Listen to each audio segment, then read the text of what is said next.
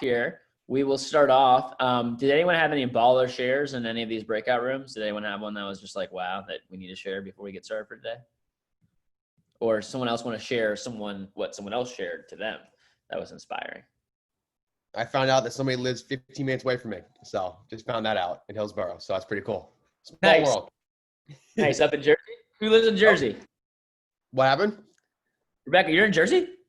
I'm not in Jersey anymore. I used to live there for like 16 years. So. Oh, okay, cool. I was like, what? I didn't even know that. Cool. All right. Any other cool shares or powerful shares? I got one. Yeah. TLA moment. My partner, name is Madison. She was able to pay her first or like full semester tuition. I thought that was a cool TLA moment. Took me back to my freshman year. Nice. Cool. Who was that shared that? Madison. Let me see. I can get the last name here from Spring Hill. Yep, Zavro. All right, cool. Nice, Madison. Love that. All right, cool. We got some people that are hopping on. By the way, the fleet, for attendance purposes, send everything to Jess so she can mark it down on the sheet here too, because I know there's a lot of you guys that are chiming in from over there in Clearwater and Sarasota. I'm all linked up. All right, I'm adding a couple late people, and we will go ahead and get started here officially. So without further ado, I want to welcome you all to our second TLA session. My, oh my, it feels like it's like our 20 millionth. I don't know, time's been flying by here too. We are already towards the end of September, going into October. There's only 3 months left in the rest of the year. So got some exciting things here planned for you guys today. I want to give you all 30 seconds to send out any messages that you need to send to get fully present and be engaged for the day. I'll give you guys like 30 seconds to a minute. Do whatever you need to do. Have your agenda out. I sent a photo into the group chat. I also sent the handouts. There's not too many handouts, quite honestly, for today. So you don't have a lot to worry about. Managers, Eddie and Jonathan, if you guys have any handouts, you can upload them to the Drive folder as well, but I don't think we do. Actually, there is one more. We'll add all that post interview to the handouts here as well. If you guys, like I said, get a quick second to get everything downloaded and squared away. And we're going to get started. Let me go ahead and spotlight here. And we'll kick things off, ladies and gents. So welcome to our second TLA prep. And as we get things kicked off today, we have a jam-packed agenda. I was really trying to figure out how we're going to squeeze everything I want to squeeze into a 4-hour session for today. And I want to welcome you guys. What I want to encourage as we get started today is really be 100% engaged. I think that looks like, for first years, like this is all new information to you. There's a difference between like going to class and actually learning, right? And I think all of us, especially all the college students here, know that. There's a difference. Like you can still show up to class and get marked off as attendance, and it's different when you're actually engaged in the learning process. And this is not class. This is not school. This is not, this is not just like, hey, mark off the box. This is an opportunity to better yourself, become the best version of yourself, and impact not only the rest of your year, but the next couple years, I think, of your life with the habits, the skill set, the mindset that you can develop as you're going through here, as well as opening up other doors and opportunities inside and outside of Cutco. And that's why we're all here on this Saturday morning. So as we kick things off, I want to remind you guys of just best practices from leaders that are 100% engaged from Matthew Kelly. So, leaders that are 100% engaged, they seek best practices. And I know everyone's heard that a million times. I hope you have if you're in this division. And I also want to encourage you to, what does that look like? A lot of you all, I talked to you at our NLG class the other day. And, a lot of people that have gone through NLG, they've already gone through and seen, some of this material before in the past. And I also want to remind you guys that, this summer, there's been a lot of adjustments. We kind of created programs this summer, hodgepodge last second as the pandemic hit. I remember I was yesterday in our NLG session, I sent you guys the wrong calendar. I had remote interviews on the schedule.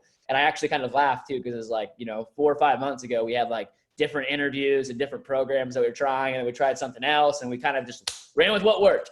Right. But now we have 9 months, and a lot of those programs, a lot of those systems are going to be calibrated to some best practices. So what I want to encourage you is, like, just because you were an assistant manager or branch manager this last summer, just if you're not getting the proper training, if you're not being engaged, if you're not still seeking out what's the best way to do things, you're not going to improve over next year. You're probably going to get worse.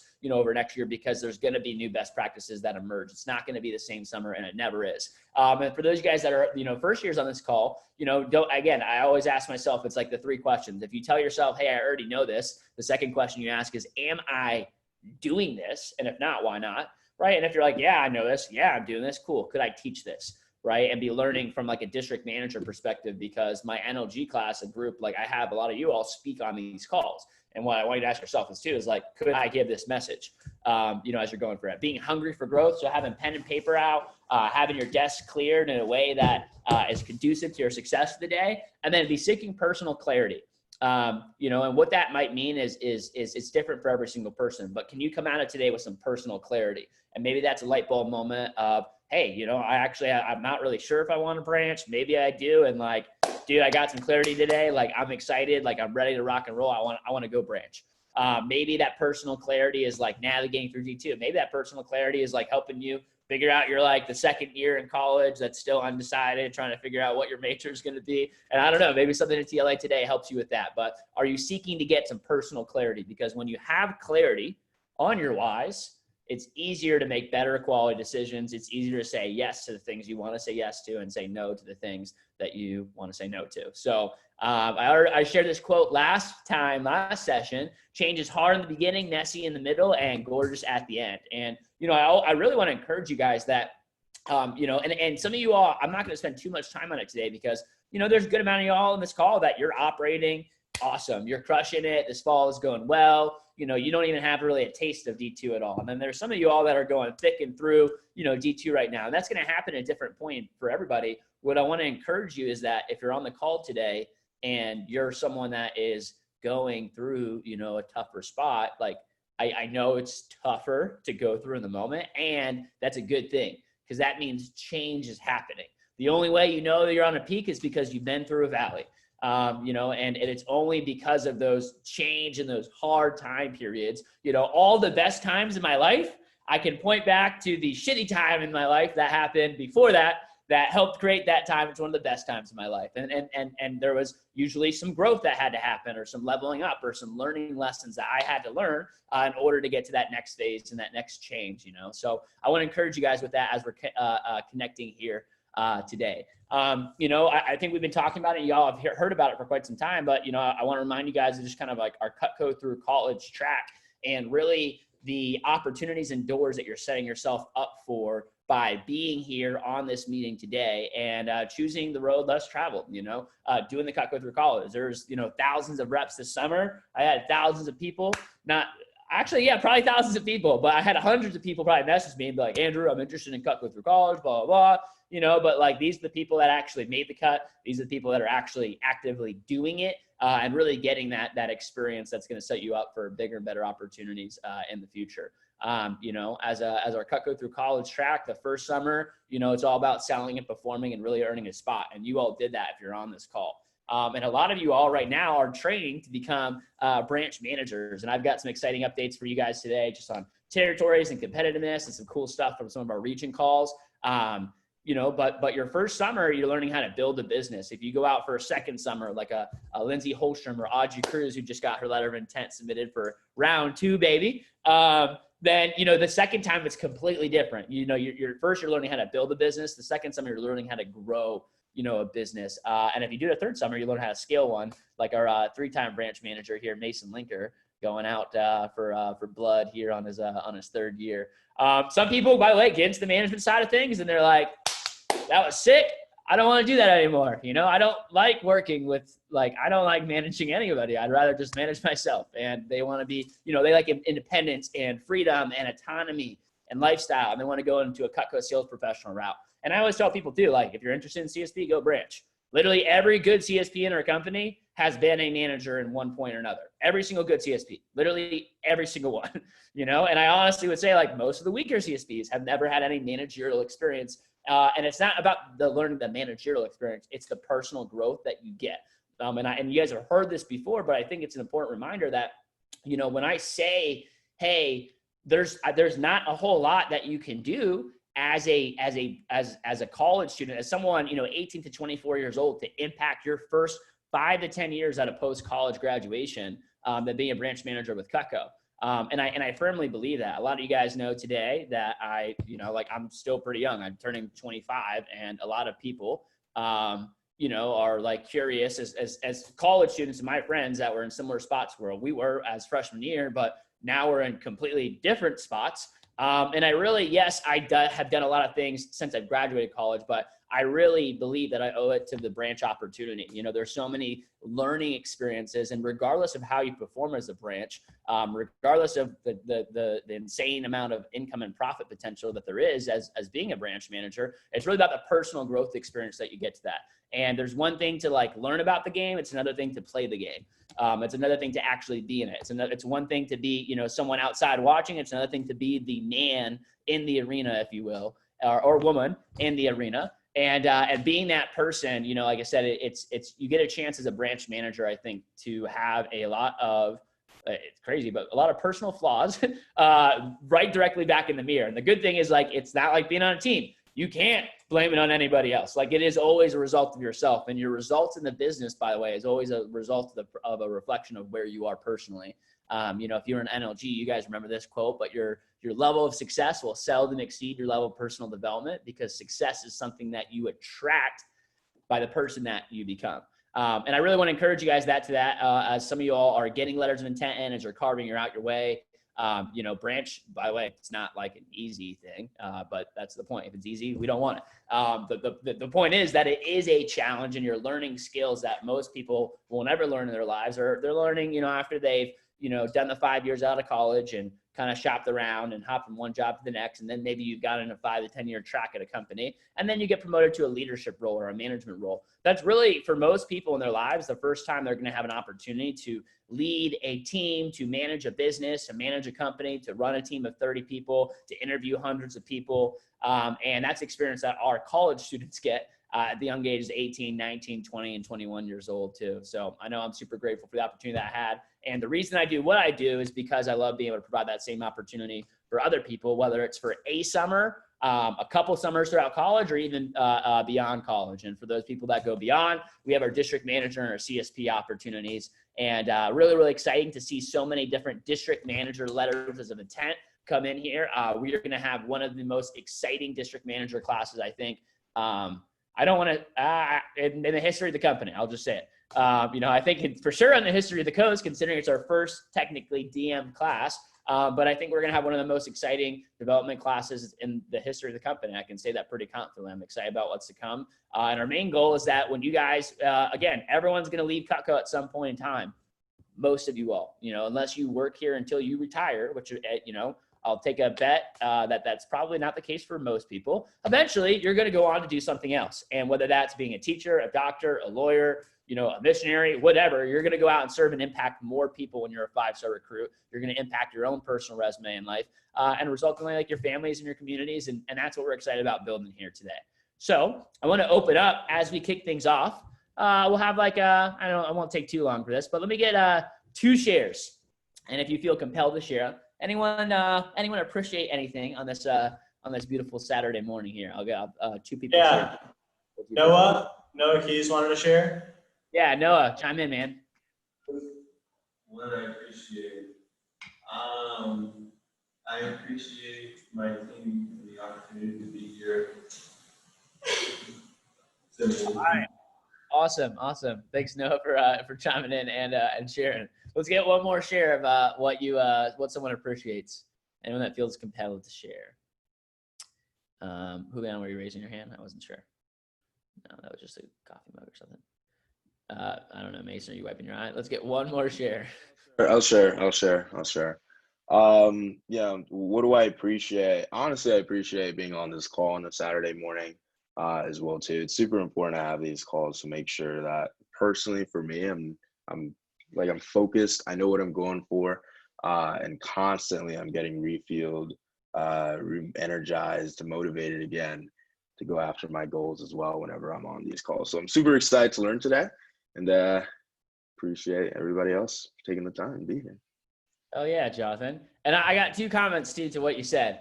And I know this, I'm going to use Jonathan as an example because I've got a great relationship with Jonathan. I know that's just not what he was meaning, but I'll tell you 2 things. Number 1, these calls are great. If you could be surrounded by groups of people, that, you know, are going to support you, encourage you, inspire you, motivate you a little bit. You know, and I will say this too, is that like, hey, don't rely on these calls for motivation. You know, anyone that's worked with me for a long time knows that like I have a thing with the word like motivation. And, you know, I tell people like, hey, the reality is like, you don't need to be motivated. You just need to be committed. Because motivation is fleeting. It like comes and goes. Sometimes it's going to be there for you. Sometimes it's not going to be there for you. You know, you're not always going to be motivated to wake up at 6 a.m. and go to the gym, you know, but commitment is not fleeting. It lasts as long-term. But I will tell you, it can be motivating, and there is power in circles of influence and being able to be on these calls. I think for me, and I think a lot of other people, hopefully on this call, it's energizing to be able to see your faces and stuff and reconnect with you all, and all different parts of the country right now as we kick things off here on this beautiful morning. So to kind of echo Jonathan's thoughts, I have a quick kind of little story here for us that I know a lot of you guys are familiar. I want to talk to you about the rise of the Heat. And yes, I am talking about the Florida Coast Heat, and I'm also talking about the Heat. And I watched a game earlier this past week, as I'm sure a lot of you all did.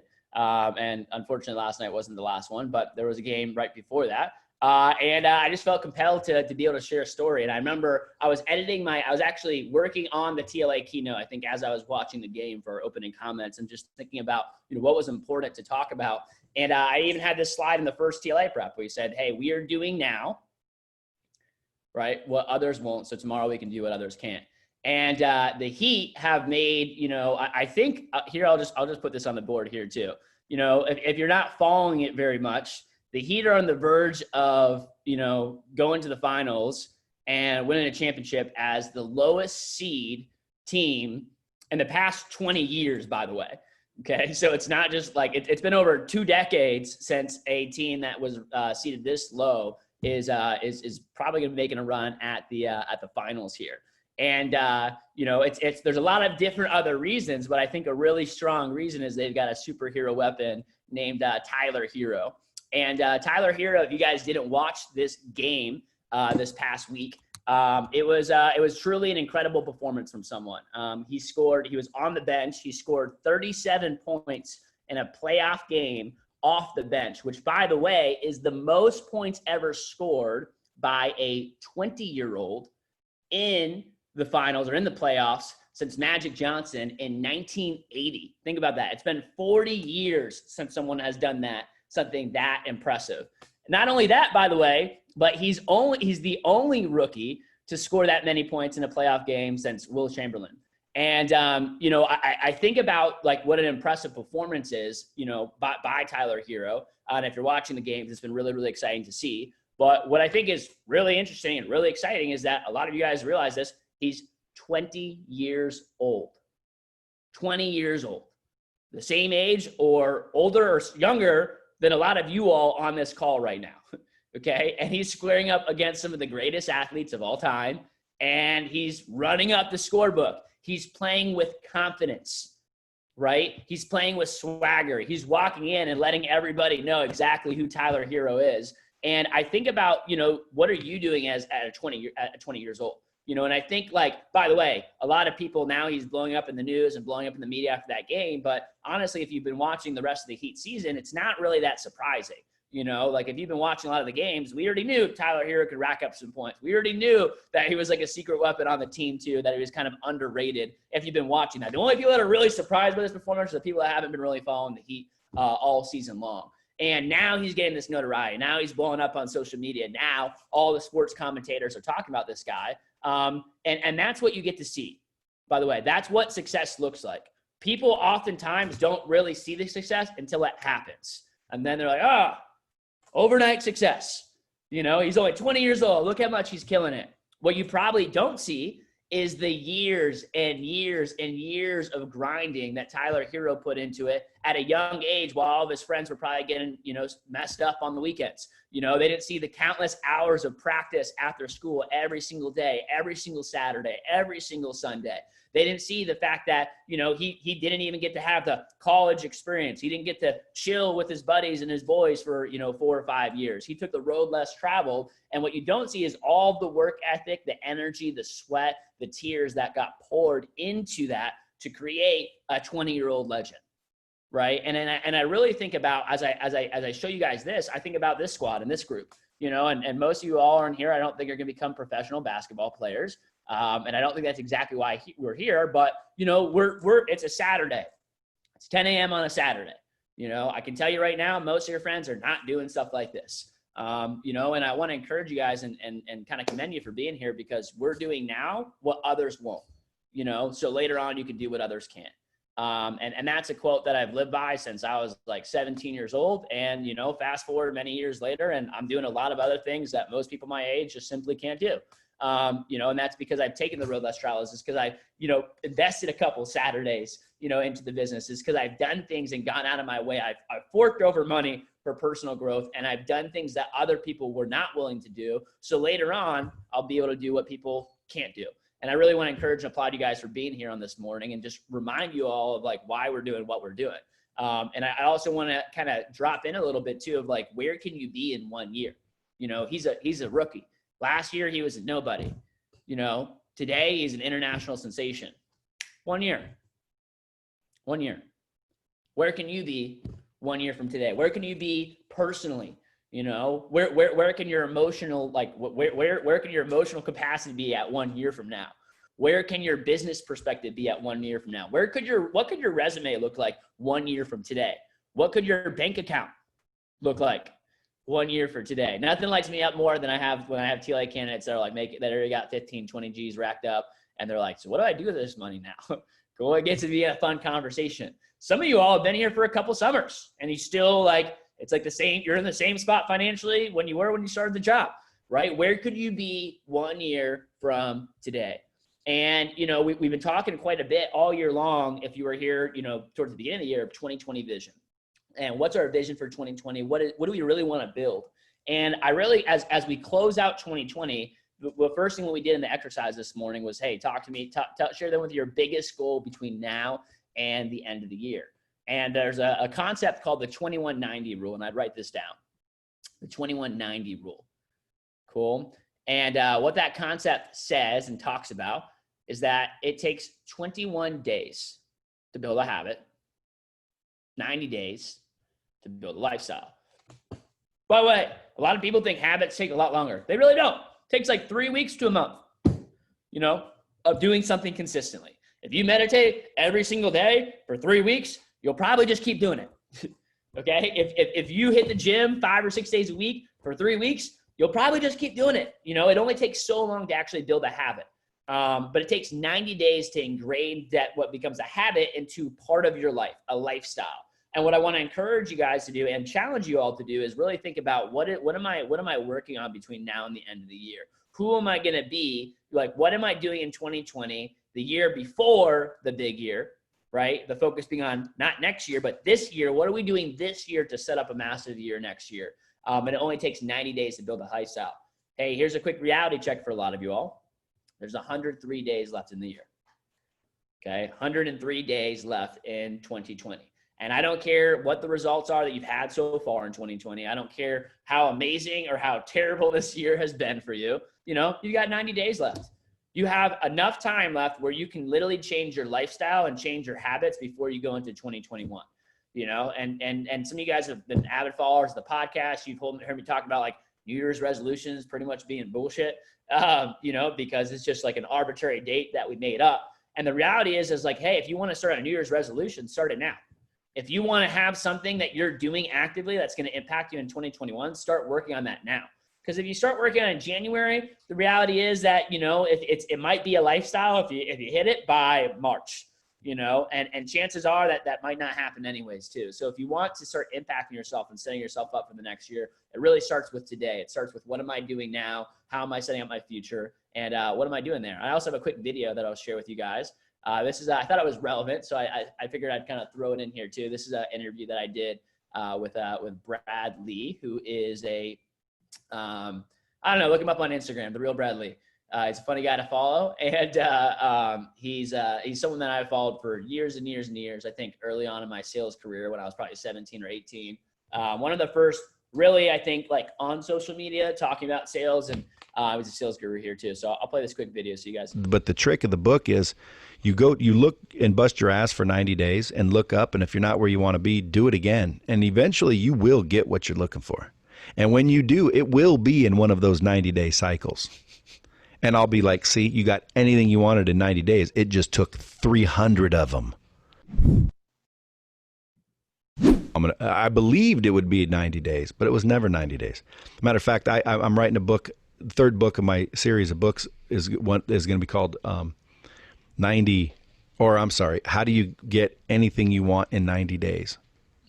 Because I can teach anybody how to get anything they want in 90 days. But the trick of the book is you look and bust your ass for 90 days and look up. And if you're not where you want to be, do it again. And eventually you will get what you're looking for. And when you do, it will be in one of those 90-day cycles. And I'll be like, see, you got anything you wanted in 90 days. It just took 300 of them. Right. But dude, break shit down into mini steps, focus, and don't give up, and look up. Like, again, hey, I'm going to do this diet for 90 days. Well, then STFU and get her done. And then when you're done, what if you don't have the abs, but you look a lot better? Well, dude, you can decide, hey, did that work? I like that. I'm going to do it again for another 90 days. And pretty soon you're walking around with a body you've never or always dreamed of and never knew you could get. And all you did was made a small commitment just to have some consistency for a period of time. And then you just strung all those together. So eventually oh man, it was about 2.5 years to get in shape. Well, yeah, but you did it 90 days at a time, because if you thought to yourself, it's 2.5 years away, you probably would have not believed it or quit. That's where you talk about mindset. Okay. Mindset and habits are key. Cool. So hopefully some nuggets there. I want to challenge you guys next 90 days. What's your biggest goal? What are you doing between now and the end of the year to set up your 2021? I've loved hearing some of the vector train moments.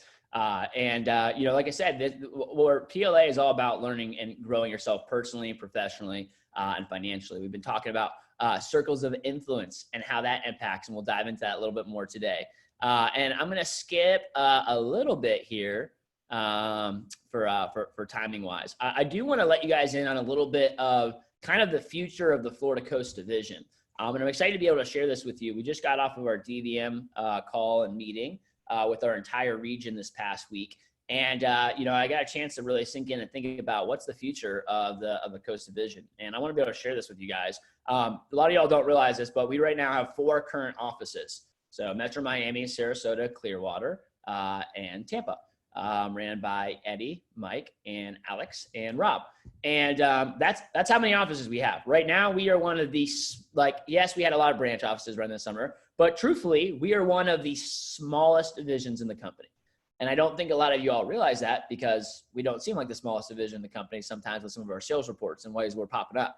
What's exciting, though, is that when you combine that level of productivity and performance and spirit and fire, if you will, and then you make it a lot bigger organization.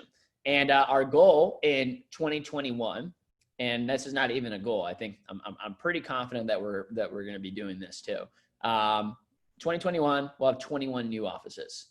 21 offices in 21. So that means a total of 25 Florida Coast offices being deployed in 2021. So, and what I want to encourage you guys, by the way, is there's probably about 50 people on this call, so that means a couple things. Number one, not everyone's going to run an office. Number two, a lot of you all are. A lot of you all are going to have an opportunity to run your own organization, this upcoming summer. We're really building an army. What I have here, okay, is staff the region, branch abroad, meaning, okay, look, we don't have 21 spots in our division at all. Okay. And what I think is really, really exciting is the people that are going to be branching abroad. And by the way, branching abroad back in the day means you got Sumter, Georgia, you're going to Sumter, Georgia this summer. You're going to be there for 4 months. What that means probably this year is that you're running a virtual territory in that location and probably staying in your local area location and working with our division, through the course of the summer. But your performance is tabbing for another organization. And I think it's exciting when there's opportunities up and down the Eastern region. And what I want to encourage you guys is that, hey, because there's not that many spots in Florida Coast, number one, I want you to know that hey, it is competitive. And for those of you guys that like have letters of intent in, I'll tell you what, some of you all have letters of intent in, and it sure doesn't seem like it. I'm like, do you know how many territories we have available? Like, do you know how competitive this is going to be? Because it doesn't really seem like you do. That's probably a call out to, especially my district manager candidates. Branch managers, they're in school, they're in the summer. Like district managers, this is like your first career opportunity out of school. And you might only do it for a couple years out of college. But how is that going to set you up for your next opportunity, right? How are you actually training and preparing? Are you preparing like you have one of the best opportunities, and you do, in front of you? I also want to encourage you guys that it's not just about competition. The reality is that, look, if you're funded and trained, you're going to have an opportunity next summer. If you're funded and trained, if you are well-trained, if you've gone, by the way, which none of you are right now, and there's still, literally, we've had 1 month of TLA sessions. 1 month. Okay. There's still 8 more months of that TLA planning. So by the way, when you submit a letter of intent in, you're not ready to go branch at that point in time. I hope everyone is just kind of clear on that in this call. But I also do want to encourage you that if you are well funded and if you are trained, then we're going to have an opportunity for you next summer. And it's a really, really big deal. The Florida Caribbean division really started tearing it up and leading when they started exporting a couple offices every single year. I think the most they exported one year was 2 or 3 branches. This upcoming year, we'll probably have 4 to 5 district manager candidates and 6 to 7 branch manager candidates that will be exported. And literally one summer, the Florida Coast is going to go from 4 offices to a fully staffed division. And not only that, but staffing the rest of the region. And we're going to bring the leadership, the legacy, the energy, and the heat from the Florida Coast Heat and spread that all across the region and resultingly the entire company. And I think that's something pretty powerful. I think it's a strong testament to the people on this call. And I think if you're thinking ahead and beyond, think about what 2022 could be like, because all of this came from a couple, district offices and some branch offices that most of them was their first time running it. What does that look like when round 2 happens, when, we're coming out with even more people, stronger candidates, stronger development, and the legacy and development and competitive rivalry of the Coast continues to build out here too. I also want to let you guys know on some other exciting opportunities, okay? Our Florida Coast Elite Mentorship Group, and I would write this down. So it's not very common, and I guess I've got some, let me actually make a couple admins here. Boom, co-host. You are co-host. Adrian, you're on my screen, so I'll make you co-host. Boom. All right. So we have something called our Florida Coast Elite Mentorship, and this is something that's brand new. No one has ever participated in something like this before, and it's actually only open to our division and one other division in the company. So typically, a lot of you guys are aware of this, that if you wanted to go a CSP route, or if you're just looking to get mentorship by a CSP, there is something called a mentorship program. And essentially what that looks like is you can mentor with someone else that is a couple $100,000 in career sales. And typically that mentorship, it's like one-on-one coaching with someone that, like, look, I'll tell you what, even me, I know a crap ton about selling Cutco. And the CSPs know more than I do. They've done it more, by the way, which is why, hey, doing the job versus teaching the job, you probably know more about doing the job. And they sold a couple $100,000 in personal career sales, most of these individuals. And a lot of you guys have heard of Ray Reed. Ray Reed is probably one of the most successful career sales professionals in our division. I think he sold over $60,000 for SE2. He also did another, his wife, Nicole Reed, did another $60,000 for SE2. So talk about a power couple there. He also just opened up his own meat market in the Tampa Bay area. Very, very successful guy, knows a lot about selling Cutco. He's going to be leading an elite mentorship group. And typically you need to be at 100K in sales minimum to get any sort of mentoring from a CSP. So that's why we don't talk about it very much, because most of you all aren't near 100K in sales. However, I really wanted to infuse an opportunity for some of our young gunners that are in this group and people that, are looking to be performers. And quite honestly, they're surrounded by a culture of, maybe not like, I won't just say this too, like we're talking about SLC and a lot of people are stepping up. And, there's some of y'all that have much bigger goals. You have less stuff on your plate with school. You could be going for much bigger numbers, and maybe you're not as much because you're doing the status quo of what most people in our division are doing right now with full-time classes and things like that. So we're going to be opening up a mentorship program. And I will probably just select, we're going to have an interview process for it. And this will be open to anyone that would like to receive specific coaching or mentorship in our division. And you need to be at 20K in sales to be considered. So there is still going to be like at least some minimum. And you should realistically have a goal of at least 20K, but probably 25K plus for the fall. I know if Ray's coaching anyone, he wants to coach people that are actually committed. This is our first time doing the program too. So, I want to make sure that we're choosing the right people, because if I give him a bunch of uncommitted people that aren't really committed to hitting their goals, it will probably be the last time that he does this as well. But it's an opportunity. There's a percentage or a fee that you give to Ray in support for the coaching and mentorship, which, by the way, almost every sales professional does. It's always worth it. This is usually just reserved to our elites. But that's an opportunity that we have open to everybody in the Coast Division. So managers, keep in mind, even I would say, certain representatives, but they need to be at 20K in sales or so. Anyone that's seriously committed. It doesn't mean you need to become a CSP. It just means you want to make a lot of income or have some big goals for yourself for the fall, and you'd like to get some specific coaching and mentorship there. So if you're interested in that, make sure that you reach out to me. We'll have a formal application and interview process to select the very best people for that group. And it'll be a little cool mastermind group. You'll get one-on-one calls with Ray, and then they'll have group calls every single week where they're coaching and equipping you guys. Even district managers like DMCs, I think it's a good opportunity to raise your startup levels if you actually go out and sell 20, 25 grand, and learning like selling, not just like the basics of selling Cutco, but like the high level, high experience stuff that quite honestly, we don't even really touch on in conferences because it's too advanced for most people to be learning. So maybe some light bulbs there for some people that might be interested in something like that. And, here's the last few things that I'll say before I wrap up opening comments. You guys have heard this quote before: culture eats strategy for breakfast, lunch, and dinner.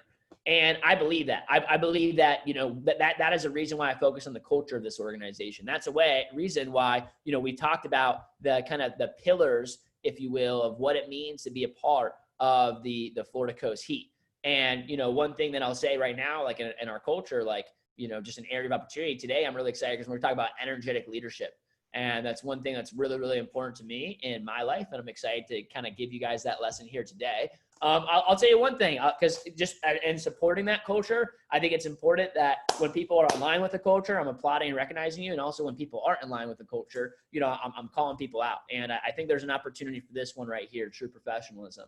I think what true professional means is like, hey, if I say arrivals by 9:45, arrivals are by 9:45, not 9:50, not 9:55, not 10 o'clock, not after 10 o'clock. Some of you all on this call, it's by 9:45. And I posted at least 3 or 4 reminders. NLG, I remind you guys tomorrow that I would be holding people accountable to that. Some of y'all still hopped on afterwards too. So I think there's a level of professionalism. And what I mean is like, hey, being a true professional just means like, hey, if you were training to be an NBA athlete, you wouldn't show up to practice 15 minutes late. You would be there early. If you were showing up to be a high-powered doctor and someone gave you the time and the mentorship, like you would show up early to that meeting, not late to that meeting. It just means, hey, being on point and being engaged with what you are doing here too. What I do want to talk about though is not necessarily our culture as much. I actually do want to talk to you guys about some strategy, because culture does eat strategy, and it's still good to have some strategy along the way. And, I think there's so many things in our business that you can focus your energy on. There's just so much, so different things. And by the way, that's why, like, if you think you're just going to have everything 100% figured out before you go become a manager, you're not. I'm sorry to let you in the news flash, but there's a lot. I've been doing this for almost a decade, and I'm still learning, as a division manager, how to be a better leader, how to be a better manager, and how to run our functions in our company and our business at a better level. But I think it's important that you guys know what to focus on, because there is a lot of minutia in there. Minutia, if you guys have ever heard that word, that's like all like it's like the extra stuff. It's like the, the minutia, like it's just like the extra stuff that doesn't really matter, like the fillers, and there's a lot of that, but what matters and what's important in running a successful organization are these. It's the Florida Coast Focus 5. And I take a screenshot of this, or maybe if someone can send a screenshot into the chat on this one, or I actually probably can. I will go ahead and post this up right here in 3, 2, 1, boom. So you guys have that. But this is the Focus 5. And if you focus on these 5 programs, like this is what leads you to be a successful manager. And today we're going to talk about a couple of these. We're going to kind of sneak peek a little bit into our SMRA program, and we're going to go on a little bit from there. Some things I want to encourage you guys to do as we finish up is continue to make a statement. Make a statement, with your matrix score. All these different categories are kind of what we rank people on. And by the way, some of you are like, well, how do you rank intangibles? Well, I pay attention to who hops on late to calls. I pay attention to who turns in assignments on time. I pay attention to who lets me know, 2 to 3 weeks ahead of time that they have a conflict, and who lets me know, the day beforehand when I reach out to them to make sure that they're ready to rock and roll for the meeting. Those are things: trust, respect, accountability.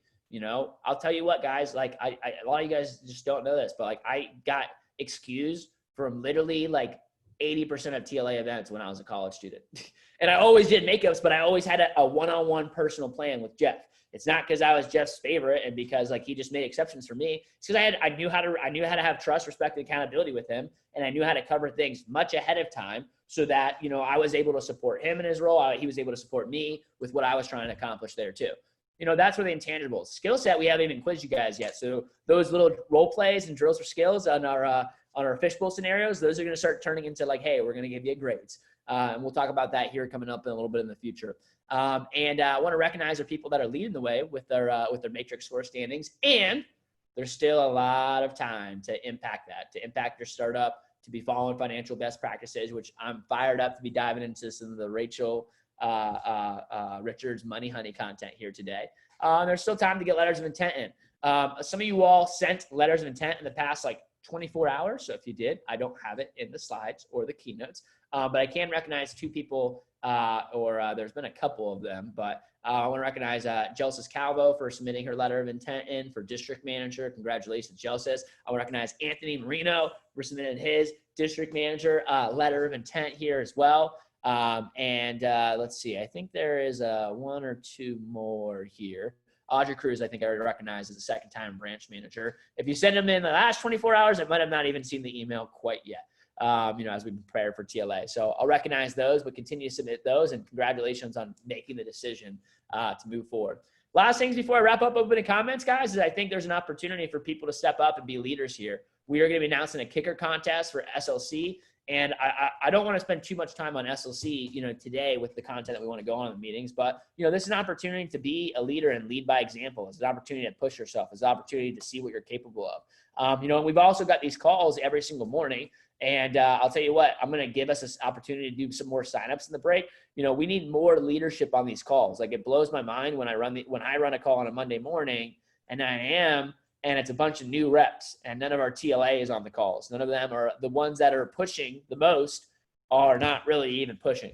And I think there's an opportunity there. I also have our fall cruising standings, so if you're on this board, let's see, Eric Garcia, Juliana Armilo, Alani Scott, Ethan, Zabet, Emmanuel, Isabella, Anise, Sophia, Mason Linker, Victoria, Anthony, and Rachel can continue to lead the way. Nice job, guys. And we'll be giving out some final standings here. That's not including this week. That is from last week. And so as I wrap up my opening comments here for the remainder of the day, I just want to remind you guys that, this is what success looks like, what most people think success looks like. And what it really looks like is something like this. Change is messy in the middle, but gorgeous in the end. And a lot of you all, like I said, we've been talking about D2 and the needs of D2. And I want to remind you guys that if you're going through it, like, you might be going through this part right now, and you still might make it out over here, but you might make it out in here. And sometimes it can be confusing, like, what WTF is going on, while that stuff is actually happening. And I want to remind you guys with the tools, and if you're on this call, you've already done the right things. You're surrounding yourself with positive circles of influence. Hopefully you're doing some more planning, and you have an opportunity to revisit your whys. Final thoughts or opening comments today is don't let anyone out prepare you. Give up who you are for who you can become, and I think that's what a lot of us are doing right now. You have to, to become someone greater, you have to give up who you were. The caterpillar literally dies before it turns into a butterfly. And by the way, the caterpillar doesn't know it's about to turn into a butterfly when that happens. It's not like, all right, I'm going to be a butterfly now. Let me get my cocoon. It's like, oh shit, I'm dying. Like, that's how it happens. Like, it's like, oh, it's all over. It's the end. I'm literally burying myself in my grave now, like I'm dead. And then it emerges as even a more beautiful creature after that. You might feel incapable all the time. That's pretty normal. You're like, Andrew, I've been doing this for 2 months now. I still don't know what the hell is going on. Cool. Some of you all hopped on our NLG call yesterday and you're like, all right, let me get some clarity, and then you're looking at the schedule and you're like, holy shit, this is a lot. You know, there's a lot of stuff going on. Like, and some of y'all like we're coming hoping to get more clarity, and you're like, I'm even more confused than I was before when I started. You're gonna want to feel like you want to quit, and if you don't feel like you want to quit, like you just aren't really, you don't have enough in your schedule, and you should probably start stepping up and leading more. Whatever's making you feel insecure, keep working harder on that thing. You know, like don't ignore your insecurities, don't ignore your emotions, like focus on them. You know, and become secure in your insecurities as you continue to work on them. Confidence is found through action. You know, when you're not feeling motivated, when you're not feeling excited, when you don't have confidence, go out there and take action. You know, that's what gives you confidence. And you don't need to go out and take action, like commit. Maybe it's not even committing to 90 days. Just do the first day, right? The solution is almost always more communication. If you're feeling stressed, if you need extra help, reach up to your managers and make sure you're getting support. You know, and the Florida coast, we'll let everyone else think about what they'll do while we just simply go out and do it. You're from the coast and that means something. So we're not going to have time today to debrief on the 1 minute manager. So we're going to save that for the next Wednesday TLA prep. But again, it's already late if you didn't get it in, but there's 2 Google forms to fill out. So I know a lot of y'all emailed it. Just make sure you also fill out the respective Google form here too. So a little bit over time for opening comments, but I want you guys to take 30 seconds to a minute. Just go ahead and post up 30 seconds to a minute. Just write down whatever your light bulbs are as we're kicking off today and opening comments. What are your light bulbs? What are your takeaways as you enter into this Saturday morning? And then take 30 seconds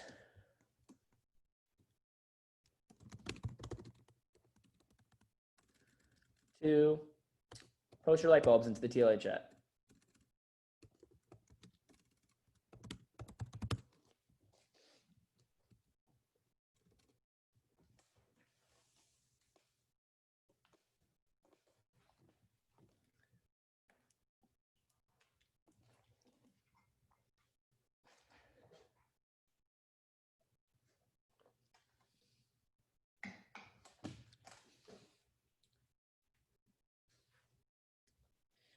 I love the people that post like 6 light bulbs right afterwards. And they're just like, you don't actually have to do that, by the way. Everyone post top light bulbs or 2 as you're putting up as we're kicking off opening comments here. And I'm going to go ahead and queue up our next message for today. And I'm going to dive right into our second message of the day. I'm already a little bit over time on opening comments, but we'll probably save some time with our SMRA program walkthrough. So as you're finishing those light bulbs, we'll go ahead and get things kicked off here. And then we will go to our first break. So this is fun. This is exciting. This is our SMRA program. Now, by the way, show of hands, raise your hand if you know what an SMRA is. Okay, raise your hand if you honestly have no idea really what an SMRA is, which is totally cool, by the way, if you don't. All right, we got some progress with most people now. All right, cool. All right, so we're going to dive into it a little bit for today. I'm going to give you guys a little bit of an overview of what we're covering today as we go through our actual SMRA program. So first thing is, what is an SMRA? SMRA stands for Social Media Recruiting Assistant, okay? An SMRA is someone that we hire. It's kind of like, think about it like this way. It's almost like being a brand ambassador or like a little mini micro influencer for a company. And you know, for years and years, we did advertising on campus. We did all these different advertising sources. But as many of you all know, and as many other companies are beginning to realize, even though Cutco was one of the first, we were on the cutting edge of it, even though now kind of everyone's doing it. But we've been doing this for 4 or 5 years before it was like a common thing. And the idea is that we hire people that are micro influencers in the area. That means, you know, they just have a couple thousand followers. They're tapped into networks. Most of them, you know, they can be male. Most of them are female. And we'll hire and reach out to people and pay them to advertise, you know, for our business. And, you know, the initial stages of this look like just, hey, they'll post up some videos, triple threats, or maybe send out some messages on social media. And SMRA program has emerged into a fully flourishing program, almost as much as our sales rep program is. You know, a lot of our offices right now, I think Clearwater and Sarasota, they both got 10 SMRAs. We're training another 6 this Sunday in the pilot. We've got, you know, 8 on our team. Now, they all hop on different calls. So a lot of y'all didn't even realize you guys had SMRAs because it's like, it's just different sometimes in the virtual, not like in the virtual world. You don't even realize, you don't even know what you don't know. When we're in person in an office, you're like, oh, who's in that room? Well, those are all the SMRAs. Okay, cool. We're doing our thing out here with the sales team. On these ones, you're like, you don't even have on the calls. You don't even see these SMRAs a lot of times, but they've been working with us all summer and all throughout the year. They're one of the most important and integral aspects of our business. A lot of the top leaders on this call, by the way, actually one of our number one performer for the summer, Chloe Corey, she was an SMRA, by the way. That's actually how she originally started in the role, and she moved into the sales position. So the SMRA has since forth and emerged as a rotational program. What we do is we'll message people that we have targeted and that we found on social media, and we will hire them, we will train them, and it's a rotational program. So the first part of the program is they are advertising for the position. They're using their own personal network to help advertise and kind of spread the word about the opportunity that we have for sales representatives. And whether that's through, their story and Instagram posts, different social media channels, or actually outgoing messaging people to the people that are currently following them, or people that they are engaging with and searching with, kind of like you all have done on social media before in the past. And they will help us with the recruiting process. That's stage one. Stage number two is they become a PR caller, which a lot of you all are learning how to do, or you've been learning how to do in the past couple of weeks, is how to set up people for interviews. So our SMRAs are learning how to schedule applicants, how to reach out to people that have been recommended to the job, and how to schedule them for interviews. And the third part of the position is they go out and they do sales training. They go out and they learn how to sell. And a lot of them, will go, they'll sell for 10 days and they'll be like, that was great. I sold like $2 or $3 grand and I don't want to do that anymore. Let me go back to social media work. And a lot of them start doing selling and they're like, hey, this is way more better. Like I make way more money than the SMRA job. And I honestly hate messaging people off social media, or I want to do this. Some of them are like, yo, just give me the phones, Andrew. Let me just call people, and it's different, but we put them through that rotation and then kind of find the role that's going to work best for them. Look, the value to the business, I'll tell you guys this. SMRAs are probably the most important and integral aspect of your business. And the reason that I say that is this, and you guys can ask the branch managers, quite honestly, if you can rock an SMRA program, if you're really good at hiring, training, and developing SMRAs, you can suck at everything else and you'll have a successful office. Literally, I genuinely mean that. And by the way, there's a couple good examples of that from this past summer. There's several branch offices that were top ranked branch offices that I know had no idea what they were doing when it came to like training and developing sales representatives. They just had a freaking baller SMRA program. They had 8, 9, 10 SMRAs cranking all summer, helping them with the recruiting efforts. And the other thing is SMRAs is your way to tap into the networks. People always wonder, well, Andrew, when I get if I get a territory, how the hell do I I get it. I get how to run the office, but how do I start? How do I get the thing going? And we get the thing going with our SMRA program. So it's one of the most important integral aspects. You can be great at PDI, at sales management, at coaching and running interviews, but if you don't have anyone coming into your interviews, it only matters so much, right? So it is one of the first things. And then, by the way, that's why we start off, right? We're talking about strategy. That's why this is one of the first things I'm unveiling. And we talked to you all a lot about coaching too, like coaching sales representatives. But honestly, by the way, coaching sales representatives is the last thing on the list for TLA. That's the least important thing, because guess what? You have to be good at the SMRA program. You have to be good at recruiting. You have to be good at training and developing them. And then you get to coaching your representatives, okay, after you already have a team. But you have to build the team first before you can coach that team. The reason we do still talk about coaching, we've been talking about it for a little bit longer, is because that's a skill that takes longer to develop. So we start talking about it now, even though that's not the most important thing, by the way. The most important thing is making sure you actually have people in your interviews, making sure that you have people in your training, because you got to have a team before you can focus on managing, coaching, and developing that sales team. So our SMAs are truly integral parts of our organization. When you get the SMRA program locked down too, it's not just impacting your recruiting, it's impacting your sales. Our SMRAs are some of our best performers in a lot of our offices. I know in Clearwater, I'm pretty sure most of the top performers in Clearwater this summer started out as SMRAs. Almost everyone in the organization started off as an SMRA. So it's an incredibly valuable position and really, really valuable to our business. Here's how the SMRA program works. Here's the flow chart, because there's a lot that kind of happens in the stages of it.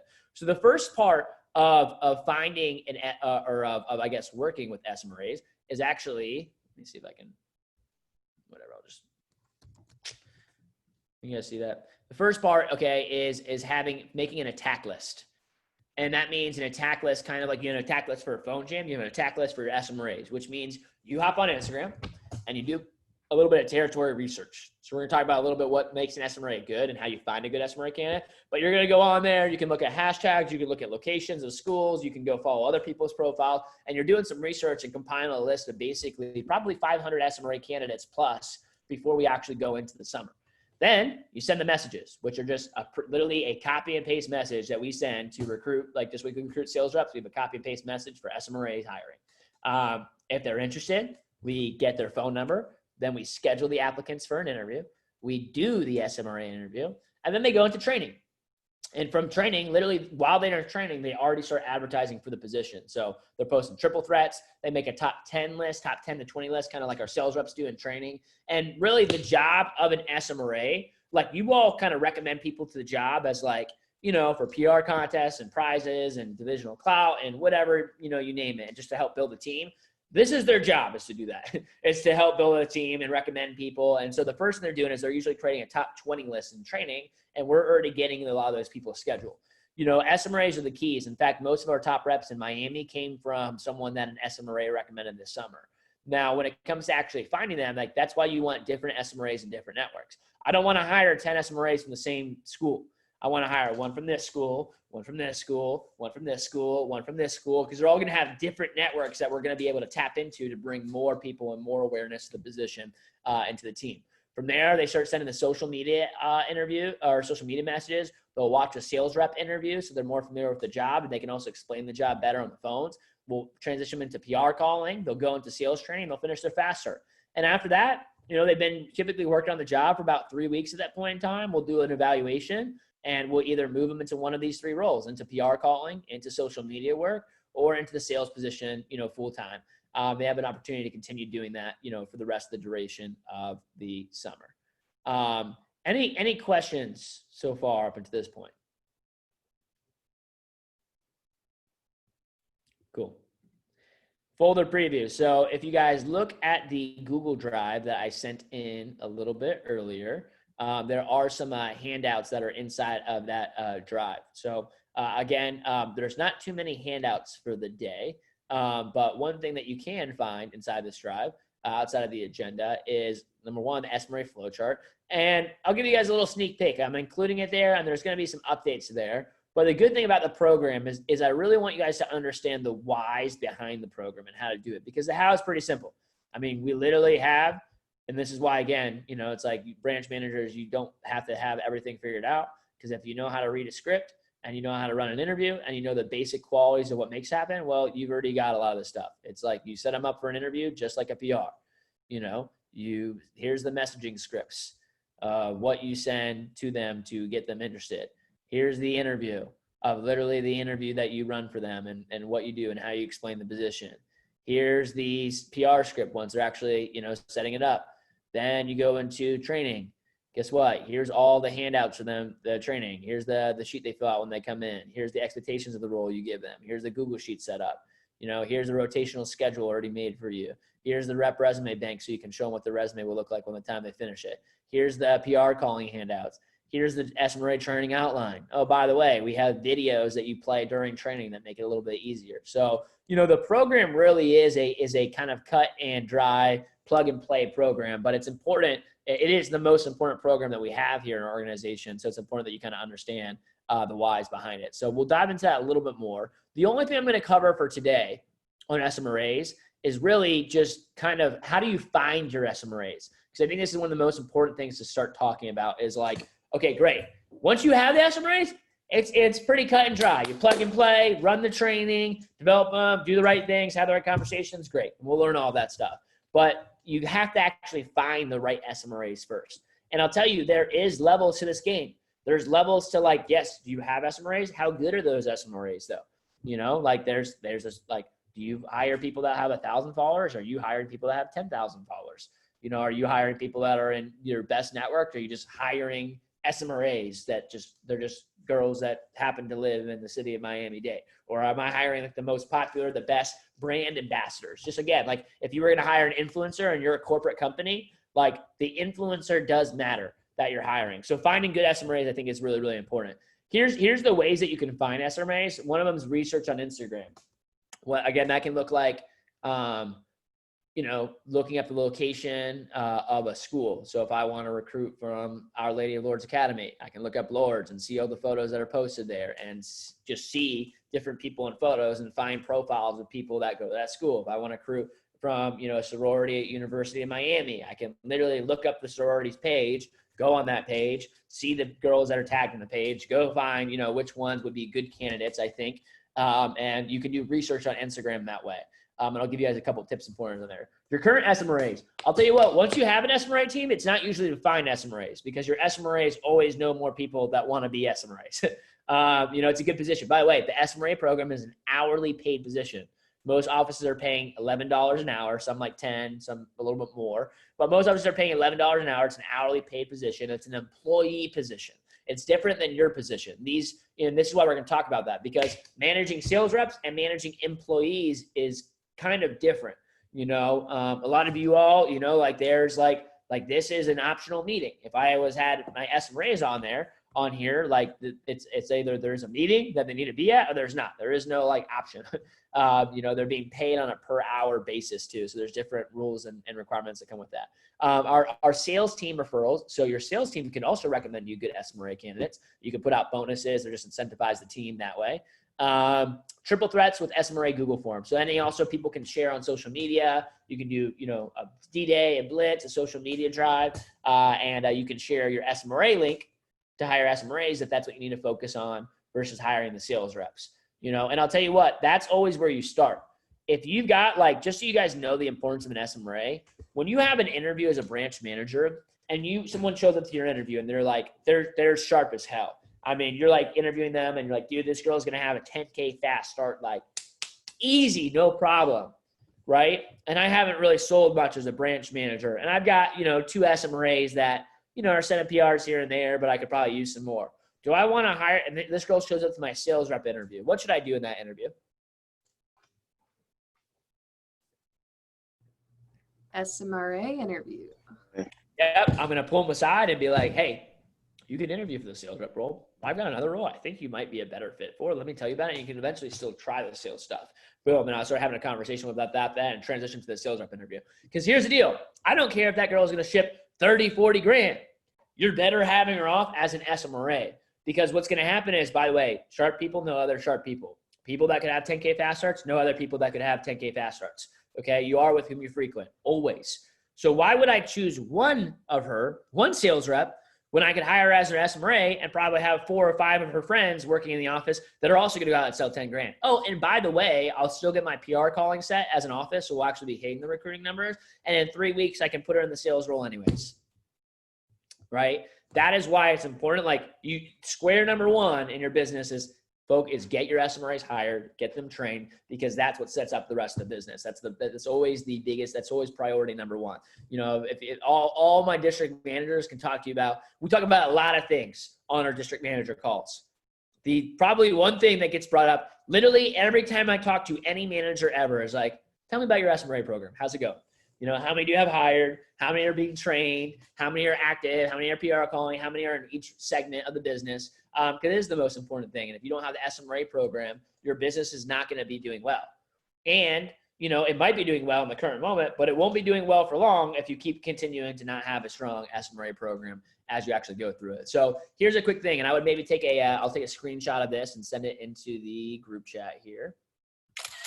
Okay, so this is typically just some quick tips on what you want to look for. Again, there's levels to the game. I would say 1,500 followers is probably the minimum that you want to hire. At this point in social media, most people have that much. If they don't have 1,500, they just have a lower circle, a smaller circle, and smaller amounts of influence. But if you could hire someone that has 5 or 10 or 20 or 100, I remember Mila Amy had someone in Naples at 100,000 followers. And then literally after her summer, she blew up and has a couple million followers now. Got all these sponsorships too, but that helped her run a pretty kick-ass branch office in Naples. I'll tell you that. Having that girl on her team that was really excited that she was building around, that had a large sphere of influence and network, that was excited to help build the team there. So here's a couple of recommendations. Number 1, when you message SMRAs, you always message from a female account. Okay. Here's the deal. is that guys respond to females on social media and females respond to females. A lot of females, especially if they're not actively following you, do not respond to males on social media because your messages get sent to the crest, and it's probably in there with a bunch of other strange requests. So you have, and again, like if you're a guy, like it doesn't mean you can't send messages. You'll still get some results, but they're a lot worse, okay, than having like. So by the way, if I'm a dude branch manager right now, like yeah, you need to like have your sister in your area, get a friend that you can use their Instagram for a couple months, something, have an assistant manager, but like you will get significantly better results messing up a female account. Like a lot of our male branch managers that struggle with SMRA programs because they didn't have any, like they were sending the messages themselves. It's not very efficient. So you can triple threat, follow before. You always want to follow and then send the message. Because if you're not actively following them, the way Instagram works, same way as Facebook works, is that message will go into a message request. And lots of times, especially if there's multiple of those, people don't really check those very often, or they just get kind of sent into the back burner if they're not actively following you. You want to focus on your top schools in your area. You want someone, okay, I was going to say this. You want someone that is attractive and also classy. So there's a combination in between that range. Again, this is it's a recruiting tool. So having someone that looks nice, is professional, like nice and classy, like you don't want someone that has, like, you're going to get a different audience depending on the types of SMRAs that you're hiring. You want high school and college students of popular people that are just familiar in that area, not like a bunch of, random dudes in Zimbabwe that are like, never mind.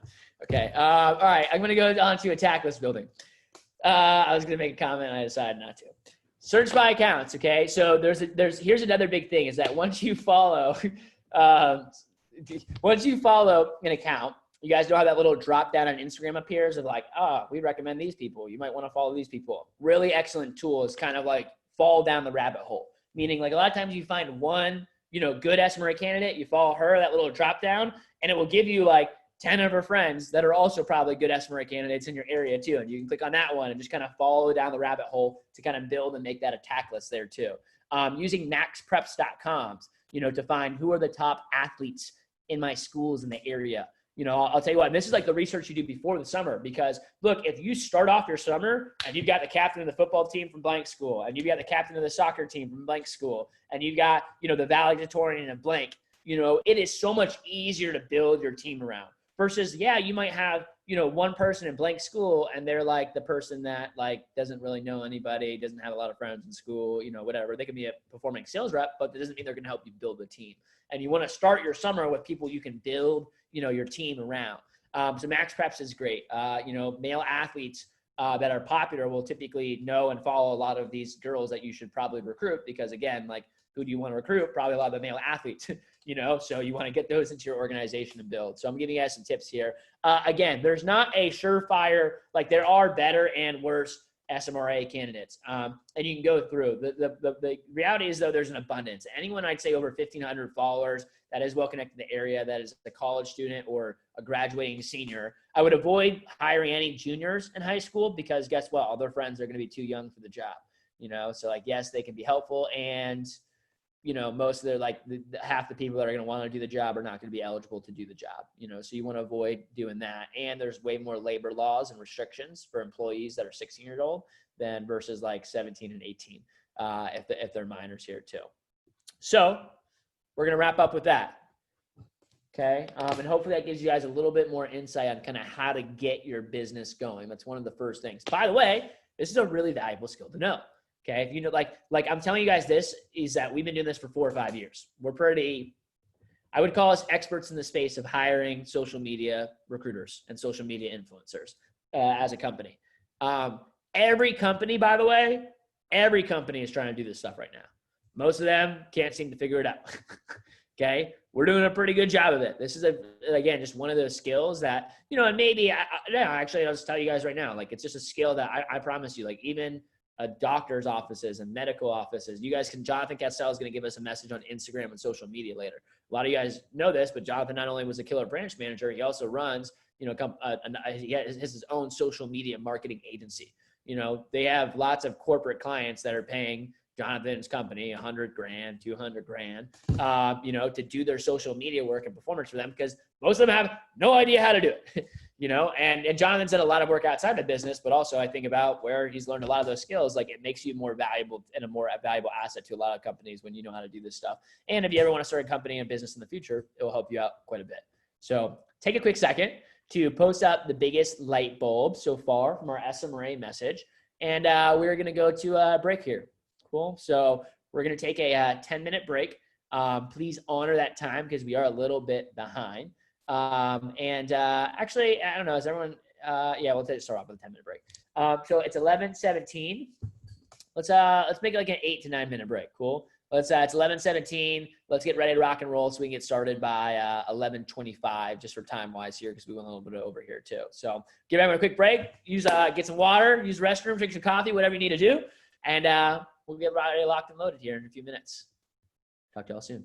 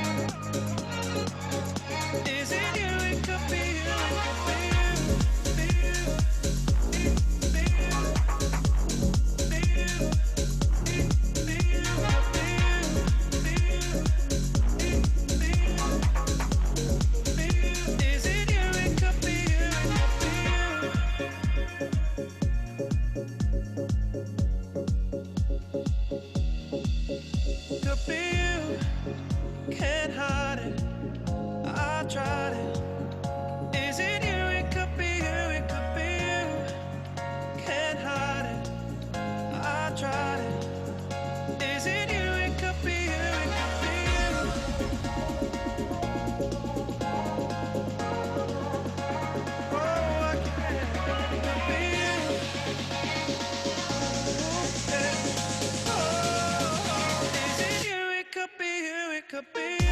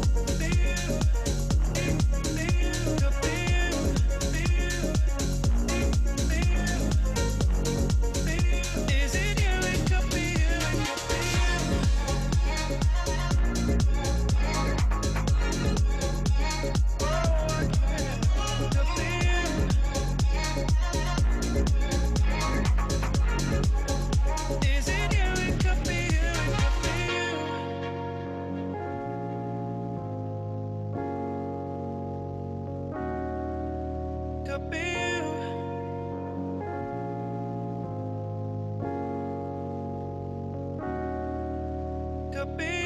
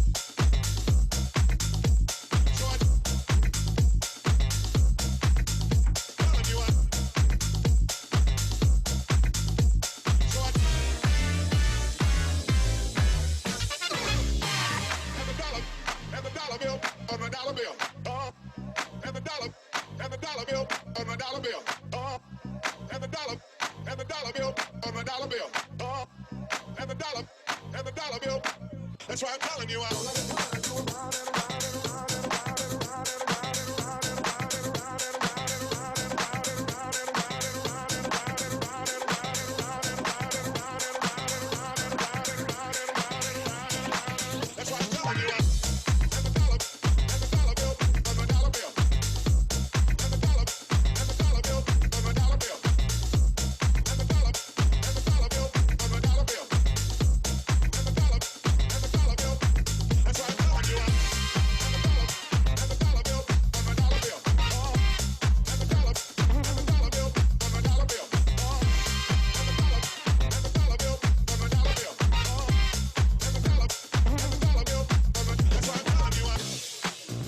All right, guys, 1 minute.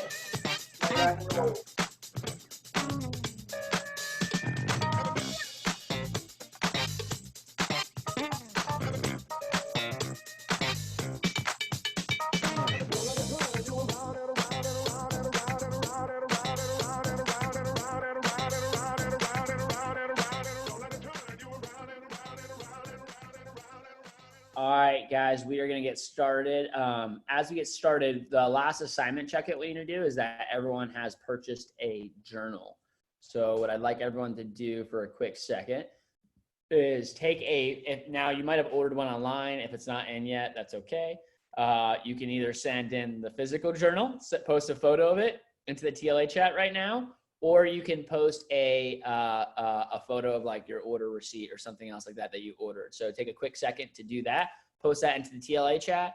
You need to do that. Jess will be going through and marking these for assignments. So make sure, take a quick second to post your journals in and get those into the chat. And I'll give everyone 1 minute to do that and we'll get started.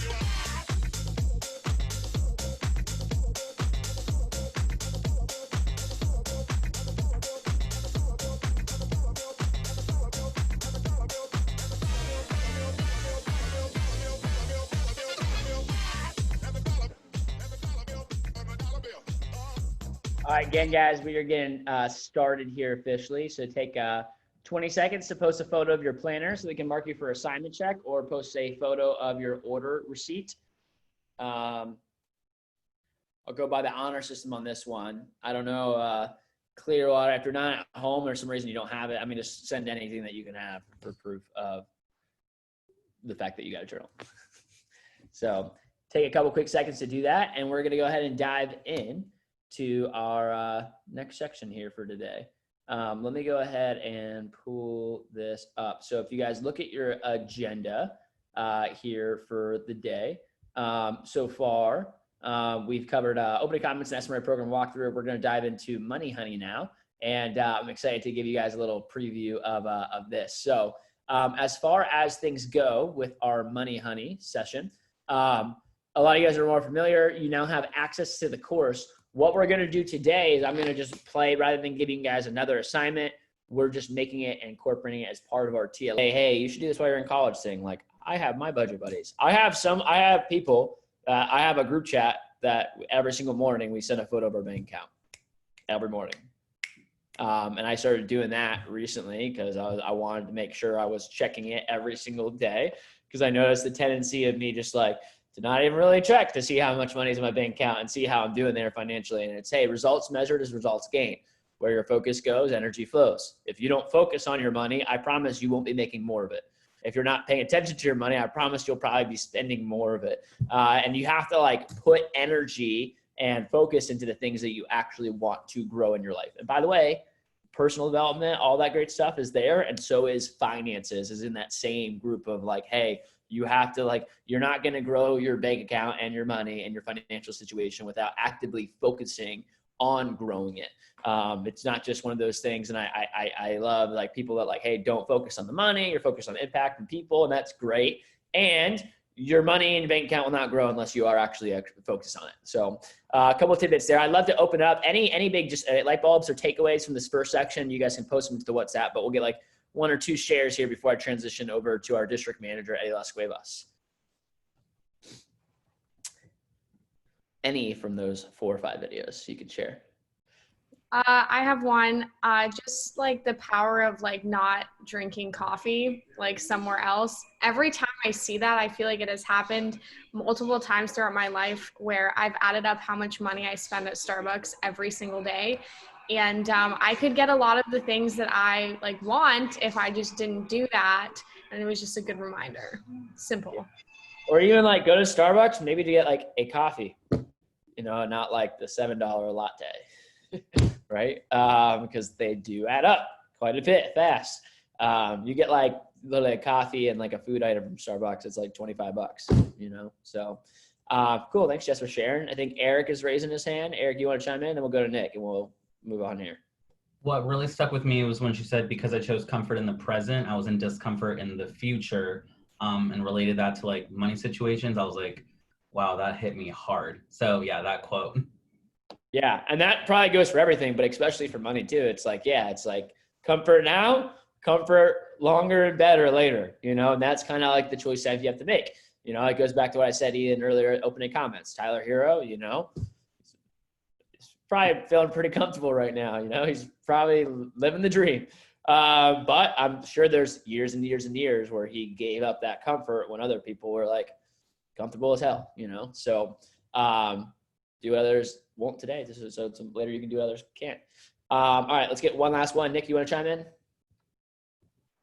Yeah, yeah. It was kind of like what you were telling me about the Tyler Hero and what Eric was saying, the comfort now versus discomfort later, right? It was kind of, I was relating it back to when I wrestled in high school. You know, there was a lot of times I could have stayed and chilled over the weekends, but I went to like extra tournaments and then really got into extra work, and you know, after a while I became one of the best. So you know, that's exactly what happened, man. Oh yeah, cool. I love that, and relating sports back to finances. So all right, ladies and gents, we're going to move on here. This is our last talk before we go to another break. So let's be engaged as we come here. The following person needs no introduction to this group. I'm pretty sure everyone's really familiar with him. But Eddie de las Cuevas is here with us, and he's going to be giving us our message today on Rita, second round. Okay, last week we just talked about why it's important. Today we're actually going to dive into the actual interview skills. How many people here have ran a post interview, by the way? Okay, so one of your assignments before the next TLA prep is going to be to run 2 post interviews. So we're going to talk about that a little bit more here in a bit. But this is really the goods on how to run a good interview. I'll tell you guys right now that this is one of like the weirdest transitions for sales reps to make, because the way you do your cut code demo and the way you interview someone are completely different. You know, your body language, your voice intonation. In fact, sometimes people that are really good at selling Cutco struggle to run a good interview because they're so used to like being enthusiastic and fired up and excited, and it's a different vibe, you know, in the group interview. So Eddie is someone that in my organization for the longest time that I worked, Eddie has been one of the best recruiters in our business that I've ever worked with. He's someone that he's probably has more PRs than anyone in this entire division, personal recruits. He's a great recruiter, always has good results. When I worked with him, you know, multiple summers, but in 2018, when we had our first $1 million year, you know, I really recognized Eddie as like, he always, not just, hey, we got people to show up to training, but he always got the best people to show up to training. He always had the best recruits. I remember him walking into an interview that was jam-packed. There was like 30 people in it. It was all from our best high schools. We had like 8 or 9 people from the best, like our best high school in the same room, in the same training. And every single one of those people was in training the next week, you know, with 100% shows. So Eddie knows a thing or two when it comes to recruiting. I take a lot of notes here. And without further ado, I will turn things over to our district manager for Clearwater, Eduardo de las Cuevas. Thank you. All right. This is honestly one of my favorite talks to give. So, and I'm especially proud and honored. Thank you for Mr. Evans giving me the opportunity to give this talk. So let's get right into it. If you can actually make me a co-host real quick, or just, yeah. And then share my screen for everyone. So I've got some slideshows. With that, I'm going to be going over, well, recruiting, Rita, and how to run a really effective group interview, setting the tone, running post interviews. I've got 30 minutes, and I'm going to give y'all nothing but sheer content with a touch of mentality. So let's run on into it. Let me make sure my portion control. All right. There we go. Cool. So hashtag Rita, running interviews, group and posts. Now, when it comes to, you know, recruiting in general, the first question we really have to answer is why? You know, last prep I talked on love is spelt Rita, because it really is, you know, and if you love someone, you're going to do the best that you can. You want to offer them the best. And especially if you feel that you're enjoying your life and you would want someone else to be able to enjoy their life, well, offer them the same things that you've been able to enjoy about yours. So then with that, recruiting. Well, what is recruiting? Right? So we got to understand, like, what even is recruiting to understand why it matters and why it's relevant. And to recruit someone is to enroll someone as a member or a worker in an organization or a supporter of a cause. If you want to be a doctor, you have to be able to recruit patients to be your patients. If you want to own clinics, you have to be able to recruit the doctors, and you want to be able to recruit the doctors that can recruit the patients. If you want to be a lawyer, you have to be able to recruit clients. If you want to own your own law firm, you have to be able to recruit the lawyers that are capable of recruiting the clients, right? These are the next levels of it. If you want to be a great teacher, you have to be able to recruit students to come to your university, especially if you're in the faculty. And if you want to be an effective teacher, you need to be able to recruit the students to listen to you, to follow along, to show up to class, like literally recruiting students to show up to class. It's like the biggest pitfall that every university professor has, is that most of them suck at recruiting students to show up to class. And that's like the one of 2 fundamentals to make sure your students pass. And so when it comes to this business, recruiting is the answer, because this is a recruiting business. And so with that, we then need to be able to understand, well, if you're trying to recruit someone to your organization or to your cause, well, what do we even offer? Well, what we offer is a vehicle to change their life for the better. It's a vehicle. It's an opportunity. It's not for everybody. this is going to probably sound the crazier part to it, but not everyone wants to change their life, and that's okay. But there are many people in the world that do. People just need to have that opportunity. Some will take it, some won't, but we need to offer it regardless. And so when it comes to this, you know, this is a way I like to think about it. If you had a magic pill, you had a magic pill that would cure all disease, all ailments, anything possible, a magic pill that solved everything, and you only had 5 of them, who would you give them to?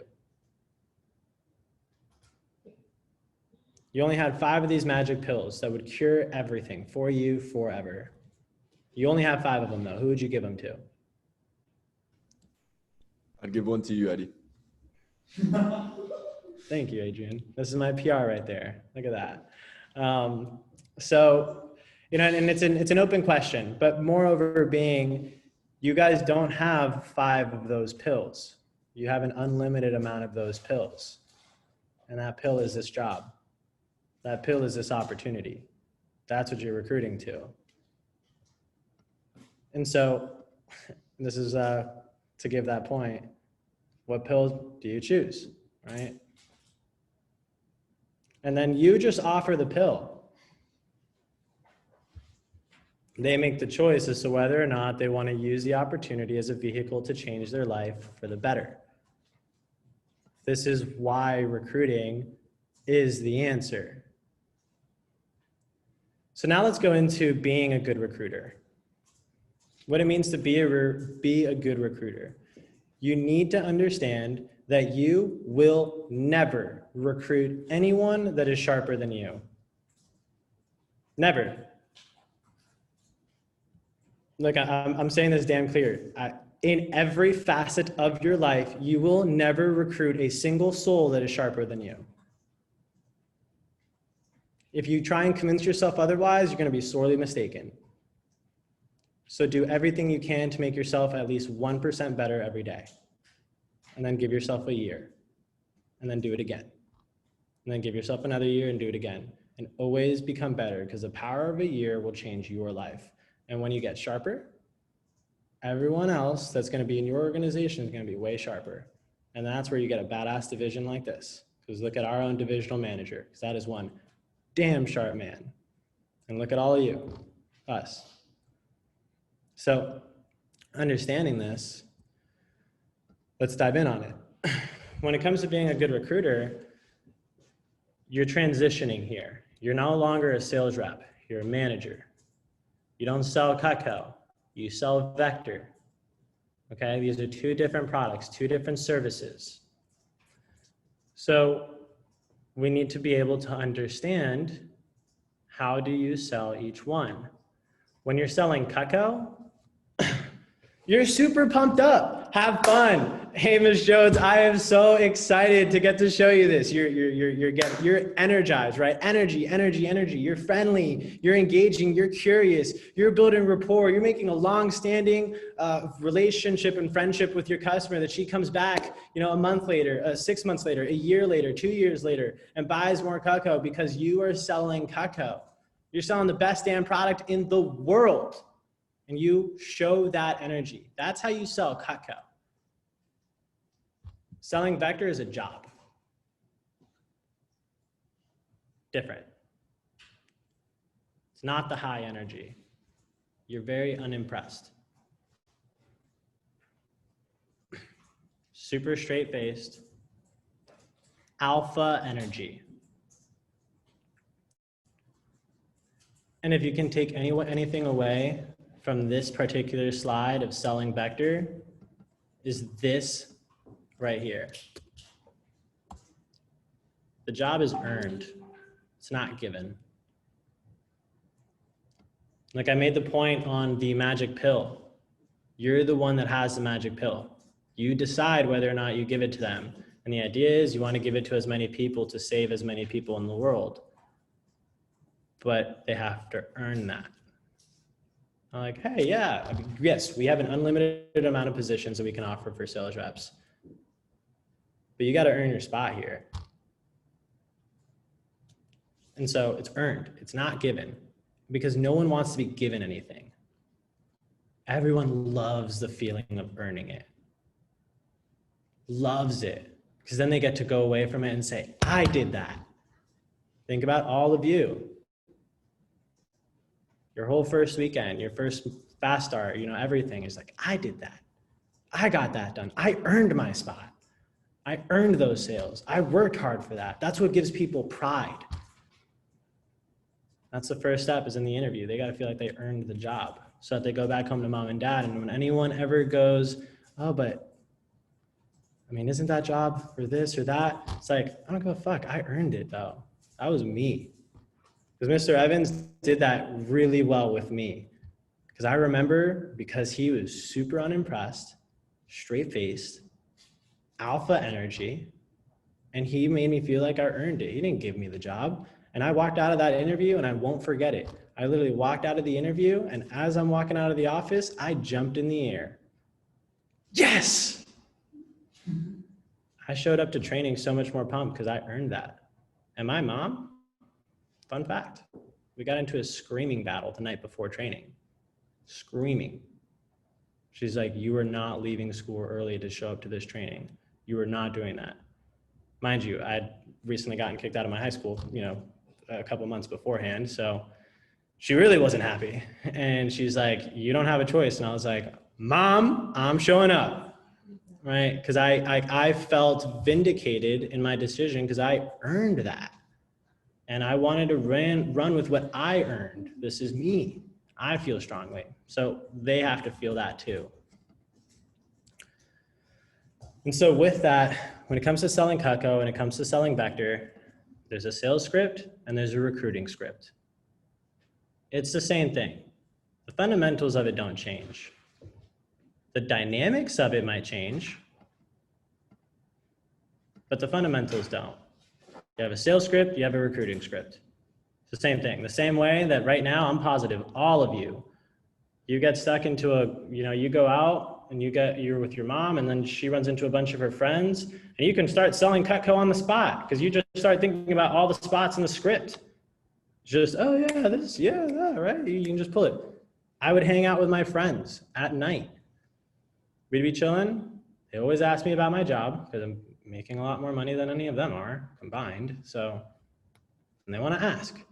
And then they ask me questions. And all I would do is just, I just remember that little phrase or that paragraph or that section of the interview script. And I just say that word for word from the script. And they go, oh. And then I got 60 PRs. And I hit every single trip in the company. And I won multiple scholarships every summer because I learned my script. So now let's look at running an effective group interview. There's 5 keys to running an effective group interview. 5 keys.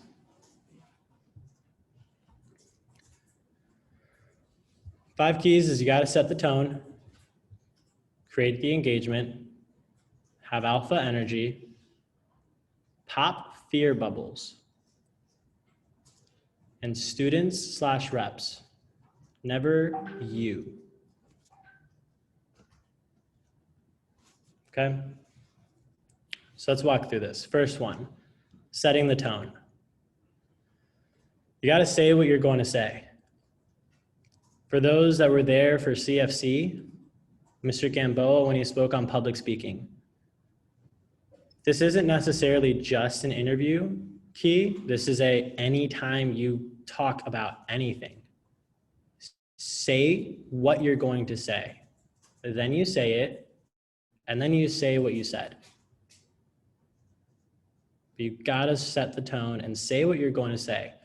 All right, so, this is the Apex interview. I'm like, hello, great to see you, right? And I'm gonna set the tone. What we're gonna be going over, I'm gonna cover the product, the market, the pay, I'm gonna go over our training program, then I'll speak a little bit more candidly at the end about myself, my experience over 4 years of working here, why I chose to make this my career for the next 5 years, and just more especially as far as our team and really the family that we have here, okay? So first we're gonna do this informational portion. I'll walk through all of that. then I'll put the link to our Google form application into the chat. You'll submit an application, and then we'll go ahead and reach out to you. And you guys are getting the idea, right? I want to say what I'm going to say. So with setting the tone, this really goes into like alpha energy. So over the past few months, so this first portion, it's informational. This is all in the script. This first portion is informational. We've just found this to be, it's just informational. We've been taking a massive amount of applications over the past few months, and we've just found this to be by far the most efficient way of communicating all the details of the position to everyone we have applying with us. Right? Setting the tone. Look, you guys, if you're paying attention to this, because, all right, quick point, quick plug. Everything you do in your life is an interview, okay? Everything you do in life is an interview. How you show up to these preps, it's an interview. How you show up to your family is an interview, right? How you answer the phone is an interview. How you communicate in WhatsApp or lack thereof is an interview. You're always in an interview. Remember that. And so with that, like Mr. Evans, when he starts a TLA prep, he sets the tone. This is how I want everyone to be engaging today. Take notes, have your journal, have your planners, be ready, create your lists, right? This is how I want you to engage. You need to do the same thing with interviews. Make sure you have notes ready, either pen and paper or have your laptop. Make sure you're in a quiet place, be on a computer, be on a laptop. It's the same way if you're gonna deal with Miss Jones and selling cacao, make sure Miss Jones is at home, on her computer, not at work, not in Starbucks, right? Like she's there, she's focused. It's the same parallel. This is why you'll often see the reps with high career sales, like 50,000 or more, generally are great recruiters because the fundamentals are identical. Food for thought, I wasn't a good recruiter until literally 2017. I sold 16.5 grand as a full head AM, and I was over 50K in sales. I think 50K is like the first benchmark. You haven't really so much opportunity until you get to 50K. It's like, it's not much. But that would really be that. Once you're over 50, like it's this paradigm shift that goes through your head. Get to 50K, you'll talk to me and then you'll be like, yeah, dude, I get what you're saying. Because that's exactly how I felt. And so note taking and writing down questions. Especially with our new platform of Apex, you're not answering their personal questions that's answered in the post interview. So you need to tell them to write down their questions. If not, they forget it, then they don't ask you, then they hop off, then they ask mom those questions. Mom has no fucking clue. And then she says some BS answer, the kid's confused, and someone unmute yourself, go ahead and tell me, a confused mind says what? No. No, right? Good luck getting them to show to training. So, creating engagement. How do you do so? Questions, okay? Hey, just out of curiosity, and this is, so our average closing ratio is 60 to 70%. We have an average order of $400. Now, by a show of hands, who knows what a closing ratio is? Okay, all right, so a closing ratio. This just means how often somebody will make a purchase, right? Asking questions. Alpha energy.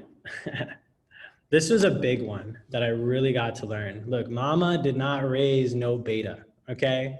She didn't, all right? She didn't raise a beta here. And so with this, guys, like mama didn't raise a beta. Show up. You're not gonna follow the beta. You're gonna follow the alpha. Specifically to the ladies on this. HBIC. HBIC. Can anyone tell me what that stands for? Head bitch in charge? Oh yeah, head bitch in charge. Own it. Dude. Head bitch in charge? Yeah, dude. Own that. I was like, you want me to curse on here? Bro, you're the one with the job. You're the one with the job, not them. I've got applicants. I've got a business. I'm on my thing, dude. I'm the alpha. Thank you for sitting on the other side of the table, all right? You guys are in a little bit of a different scenario. This is one of the biggest things I had to learn when I was a 19-year-old and I was running interviews for 25-year-olds, 30, 40, 50, 60-year-olds. Imagine interviewing someone that is triple your age. They're sitting on the opposite side and they go, oh, are you're like in charge of all of this? Yes, can you go ahead and take a seat, please? Thank you. We'll go ahead and get started momentarily. Ladies, you really need to own that because you're gonna have guys that are idiots. Guys are morons and they will say the stupidest things. Put them in their place, all right? Put that heel down, all right? Flat tone, all right? Put it down, okay? That's all I'm saying. HBIC, mama did not raise a beta. All right, creating engagement can be through like little tiny things. So cutting the penny. On your interviews, if you don't have super shears, find a way of getting them, but you're gonna cut the penny, okay? With that, you go and just, so this is literally how I do it on my interviews. And if you see how it says share screen, stop sharing, you notice how whenever I'm trying to make a point and I want you to really look at me, I stop sharing my screen. So all you see is me. This is how I create engagement with all y'all. You notice I've already asked several questions. I wait until someone answers. Same ideas, same concepts. None of this stuff changes. It's congruent to everything you do. But so I'll go ahead, I'll put it right there, and I'll cut the penny, right? All right. So our product's absolutely fantastic. It literally sells itself. So I'm not really sure how else to emphasize the fact that this is a real penny, but it's a real penny. I got it from my car. And you kind of notice like everyone here is kind of laughing too. And if any of you all are chuckling, right? It creates this little bit of like relatability, just kind of like, yeah, okay, I get it, dude. It's a penny. It's like, but I'm not trying to like, I promise it's a penny. It's a penny. It's like, it's a penny, bro. So same idea. And then share screen and stop sharing. This is creating engagement. So alpha energy. And this was especially like, this is transferable to any industry or anything that you'll do because, you know, just literally ask yourself, how would you act if you were talking to a crowd of 50 people? Bring that energy. It's the person that like this is one of the things that I learned from Mr. Evans that I took into everything that I did because he did this 2017 and 2018 and I was like, damn right. We had just started the summer. It was early May. We had 2 people into a team meeting. Imagine 2 people on a team meeting. But Mr. Evans would show up and bring the kind of energy as if the whole room was packed out. Packed till it was over, like it felt as if he was talking to an overflowing room of people and there was only 2. But we knew recruiting is the answer. We kept recruiting high. And eventually he already had that practice in place and that alpha energy was habituated, but that when there were 50 people, it was easy because he brought that energy and that is what allows for 50 people to exist. You don't have 50 people come around by acting as if there's only 2 people in front of you. You have 2 people in front of you and you act as if there's 50 people and then 50 people come. Put the energy out in the world that you want to have. And so alpha energy, because mama didn't raise no beta. Popping fear bubbles. Real quick, what are some fear bubbles? First, can anyone explain to me what is a fear bubble? And then what would be some fear bubbles?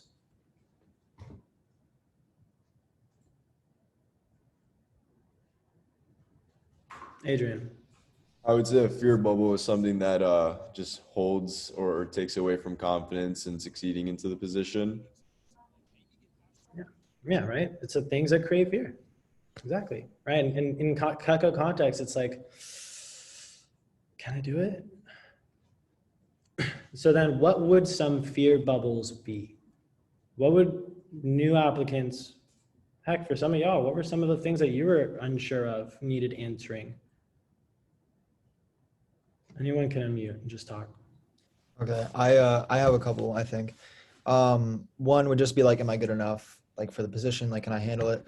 Another thing would just be like, can I trust this company? I don't know. Sometimes, it can be kind of almost sketchy in a way to get into a new job that you don't know much about, So that for sure. Yeah. So company credibility and schedule flexibility. Can I even like really do this? Cool. Any others? Finding people to do demos with. Yeah. How it works, right? Any others? These are good. These are good. Not knowing if you're going to be able to sell or not. Right. Right. So these are some of the main fear bubbles you really want to make sure are being answered. Company credibility. It's legit. We're a $250 million marketing firm. We take up almost 30% of the industry. Did you know that the high quality cutlery industry is over $1 billion industry? We take up almost 30% of the market.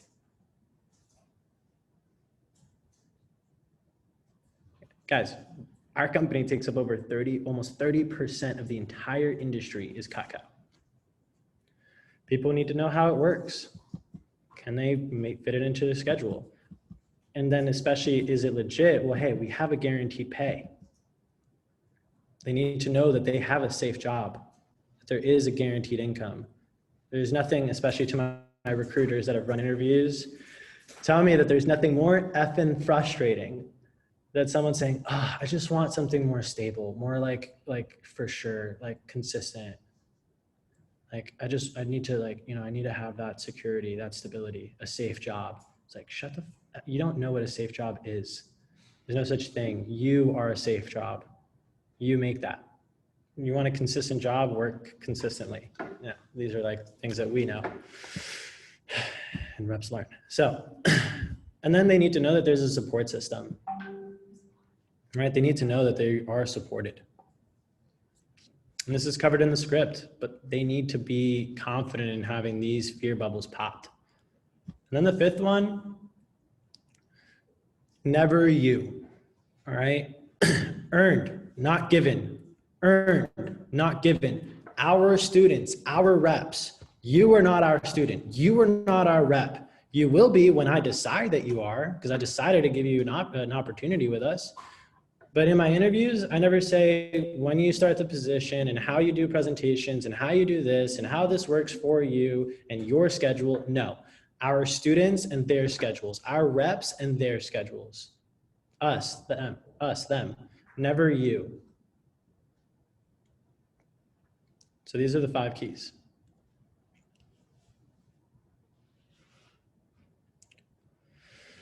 Then let's go over running an effective post-interview. They're much shorter. They're about 1/3 of the time. You can write this into your notes. I didn't put it into a slide, but an effective post-interview does not need to be longer than 15 minutes. And that's only because it's virtual. If this were in person, it was less than 10 minutes. But if you're spending more than 15 minutes running a post-interview, I don't know what you're doing. Unless whoever ran the group interview didn't pop enough of these fear bubbles, and then you have to sit there in the post-interview and answer all of them. As long as this is answered in the group interview, the post-interview itself, 15 minutes or less. Mine are an average of 12 minutes, and I have about a 68% show to training. They don't need to be long. People are trying to get off. So there's 3 keys. Set the tone. All right, Jessica. So I'm going to walk through this. So, all right, Jessica, pleasure to meet you. Hope your day's been going well. What we're going to be doing right now, I just want to make sure that I answer all of your questions. I then have a series of questions I'm going to ask you, and then I can give you my final decision as to whether or not I think it would make sense for you and I to work with one another. Okay? Okay, great. Do you have any questions? Okay, no questions? Okay, cool. Everything was pretty straightforward. Okay, all right. Simple enough. Let's go ahead and get started. So set the tone. It's like, okay, this person is telling me exactly what we're about to do, right? It's real clear, real clear. Because what does a confused mind say? Yeah. No. They say no, right? You need to help them feel as clear and confident as possible. Clear and confident as possible. All right. And so, earned, not given. Unimpressed. Earned, not given. Unimpressed. Okay. Same idea. You notice it when I set the tone, I go, and then from that point, I'll give you my final decision as to whether or not I think it would make sense for you and I to work with one another. And I want to make this point because thank you, Mr. Evans, for giving me the opportunity to run as many interviews as I got to run over 2 years, because it was the most valuable skill I've taken in my entire life and I implement everywhere. And there was nothing quite of an invaluable experience than when I had a student going to NYU, Dartmouth, Princeton, Yale, Harvard. And I'm the sophomore at FSU that gets to decide whether or not these students have jobs. Sit down. Let me go ahead and walk you through this. Like that is a different type of opportunity. That's the opportunity we have. USC and all the other, in Columbia, we had so many students from all the little top universities, some that were in some of the top international universities or studied at, and we're back home. And so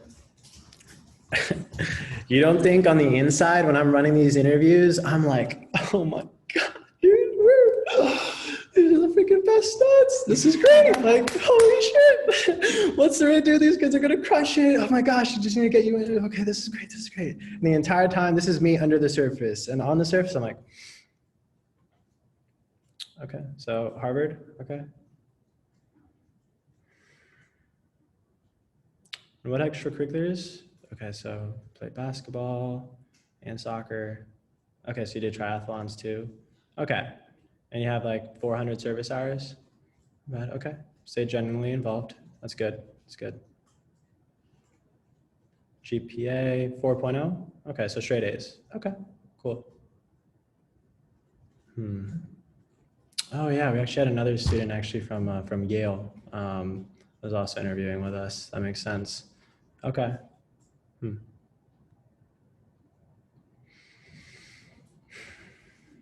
And how long did you work there for? A few months? Okay. Okay. Right, and this is just me kind of simulating the vibe that I'm giving off, right? And especially when you have like badass reps, badass applicants, you guys, right? When you have someone like that, like these are the types of people that pride themselves on the fact that I did that, I earned that, I got to Harvard, I got to Yale, I got to Princeton. Like it's like I did it. They're looking for that same feeling. Because in sales, are purchasing decisions emotional or logical? Emotional. Everything is. We need to appeal to that. And as long as we can answer the feeling, people will use logic to justify everything. That's what we create. This is being a good recruiter. And then the big thing is really is the send off and the assignment. Okay. Depending on your office, at least in Clearwater for us, you finish running a post interview. All right, go ahead and write down the training times and days. All right. If this is, let's say if I was Chloe running this, she's going to emphasize to them, hey, Eddie, our district manager, he's going to send you a text message. He's going to send you a text message Wednesday morning for you guys to coordinate just a quick 5-minute phone call, just to make sure you're all set for training, and he'll send you the text then. And then you go into the names list assignment. So all you remember when you started off training, you came in with a list of names and numbers. and here's the point to this as I finish this off. I remember 2017 and I'll never forget it. It was myself and there was Gabe Torres. He was one of my best friends. He was my roommate through college. And him and I were the main two recruiters. We ran all the interviews, we split it. And Gabe always had a much higher show to training. A lot more people from his interview showed up to training compared to mine. But way more of the people of mine that did show up to training actually launched and crushed the job compared to Gabe, who had a lot of people show up to training and very few finished or showed back. So cool, you can get them to show up to training, but that doesn't mean anything. They need to finish training and they need to start selling. Because a confused mind says what? And so we need to be able to make sure that when they show up, they feel hyper clear, hyper confident that they're going to be able to do well because you're prepared. That's what the names of this assignment is. This is in the script, it'll be forwarded out, but you make it clear. Hey, you have one assignment. It's a brainstorming practice list. And you literally want them to write down as many names and numbers. You don't need to call anybody, you don't need to try and schedule anything. It's not a list of people you think would definitely do a presentation or definitely be interested or definitely listen. Just literally anyone over the age of 30 you could possibly maybe somehow do a presentation with. That's all. Because during training, Eddie, our district manager, he's going to teach you and train you on how to make professional phone calls so that you can make your first phone calls, and then you're going to schedule your first practice presentations for your first weekend on the job. So you want to have a minimum of at least 10 names and numbers. Average student, 20 to 30. Top performers, how about 50 to 80 or more? Now, Jess, what do you feel that you could confidently get to? 20? Okay, cool. Cool. Hey. Sounds good. Just remember, the assignment's for you. It's not for me. You're not going to submit it anywhere or turn it into anybody. Just make sure you're all, prepared and ready and organized. And obviously, the longer of a list that you can make it, you're just going to earn a lot more money, gain a lot more experience, build a better resume. Whatever you can notice their hot button is. If they care about money, emphasize money. If they care about experience, emphasize experience. And then you have to be mindful of that when you're recruiting someone, you're not going to try and sell the single mom a complete set. You can try and sell her a homemaker, but you're going to try and sell the mom that loves to cook with 3 kids a complete set and has a nice kitchen, right? When I'm trying to recruit these Harvard students, I'm not trying to sell them on money. They don't give a damn about money. Or at least private school kids, they don't care about money. It's not about money. I'm fine.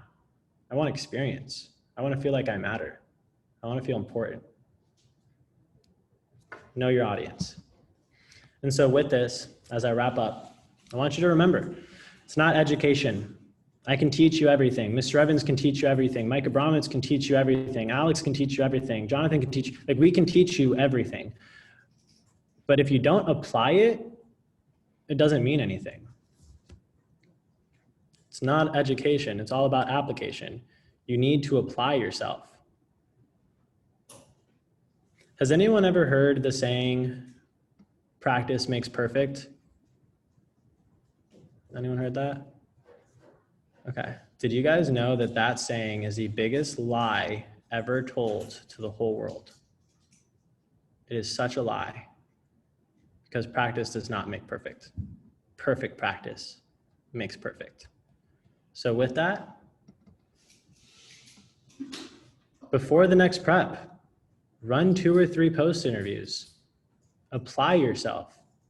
Run 2 to 3 of them, not 20, not 50, but run 2 or 3. Learn it. Do it sooner rather than later while this is all fresh in your mind.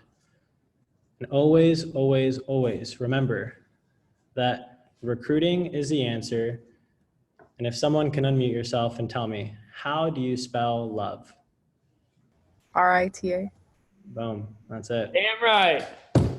Eddie, dude, thanks for bringing the fire here today on our call. Guys, not always, the district managers, by the way, Alex and Eddie are both on right now. They're not really required to be at prep, and, they're not like, Eddie wasn't required to give this message. So thank you for carving out your time, Eddie, and being here and giving us the freaking goods. You crushed that message, and hopefully everyone got a lot of notes down and really got a chance to understand the mentality behind recruiters. Again, I think, you can hear different recruiting messages and people can tell you, okay, here's how you interview somebody, blah, blah. But like Eddie really is one of the expert recruiters in our business. And, when I tell you, again, you can't recruit someone sharper than you. There's lots of people in our business that are good recruiters, but they don't recruit the Ivy League students and the best prep school students and the valedictorians of the schools and the top performing athletes that are going to play, D1, D3, ball at their school. Eddie's recruited all those people. And he's done it many, many, many times, and he knows how to do that too. And that's the elements of what it takes to be a good recruiter. And to follow up on Eddie's thoughts, like it's one of the most valuable skills that you can learn. I know one of my most valuable skills that I have is I'm a good recruiter. So, one day when I start a company that I'll build into $1 billion company, later on down the road, like I've already got a dream team assembled in my own head. I already know who I'm going to be able to recruit from all different places and parts of the world to assemble one of the best teams I've ever worked with, and I have that skill and I've learned it at Cutco. So thanks, Eddie, for bringing the goods on that. We are going to go ahead and go to break. We're going to do a 10-minute break. It's 12:52. So let's be back on, ready to rock and roll. And Jonathan will be giving us the heat here coming up in a little bit, and spoken from someone true. Again, there's lots of people that can get a little social media message. It's not too often that you have someone in your division that literally runs a business that will probably do $1 million in gross sales next year. $1 million in gross sales next year as a social media marketing agency. So Jonathan's going to give us the goods here in a little bit. Let's take 10 minutes, get refreshed, recharge, post your light bulbs into the TLA chat from Eddie's recruiting message, and I'll talk to y'all in a little bit.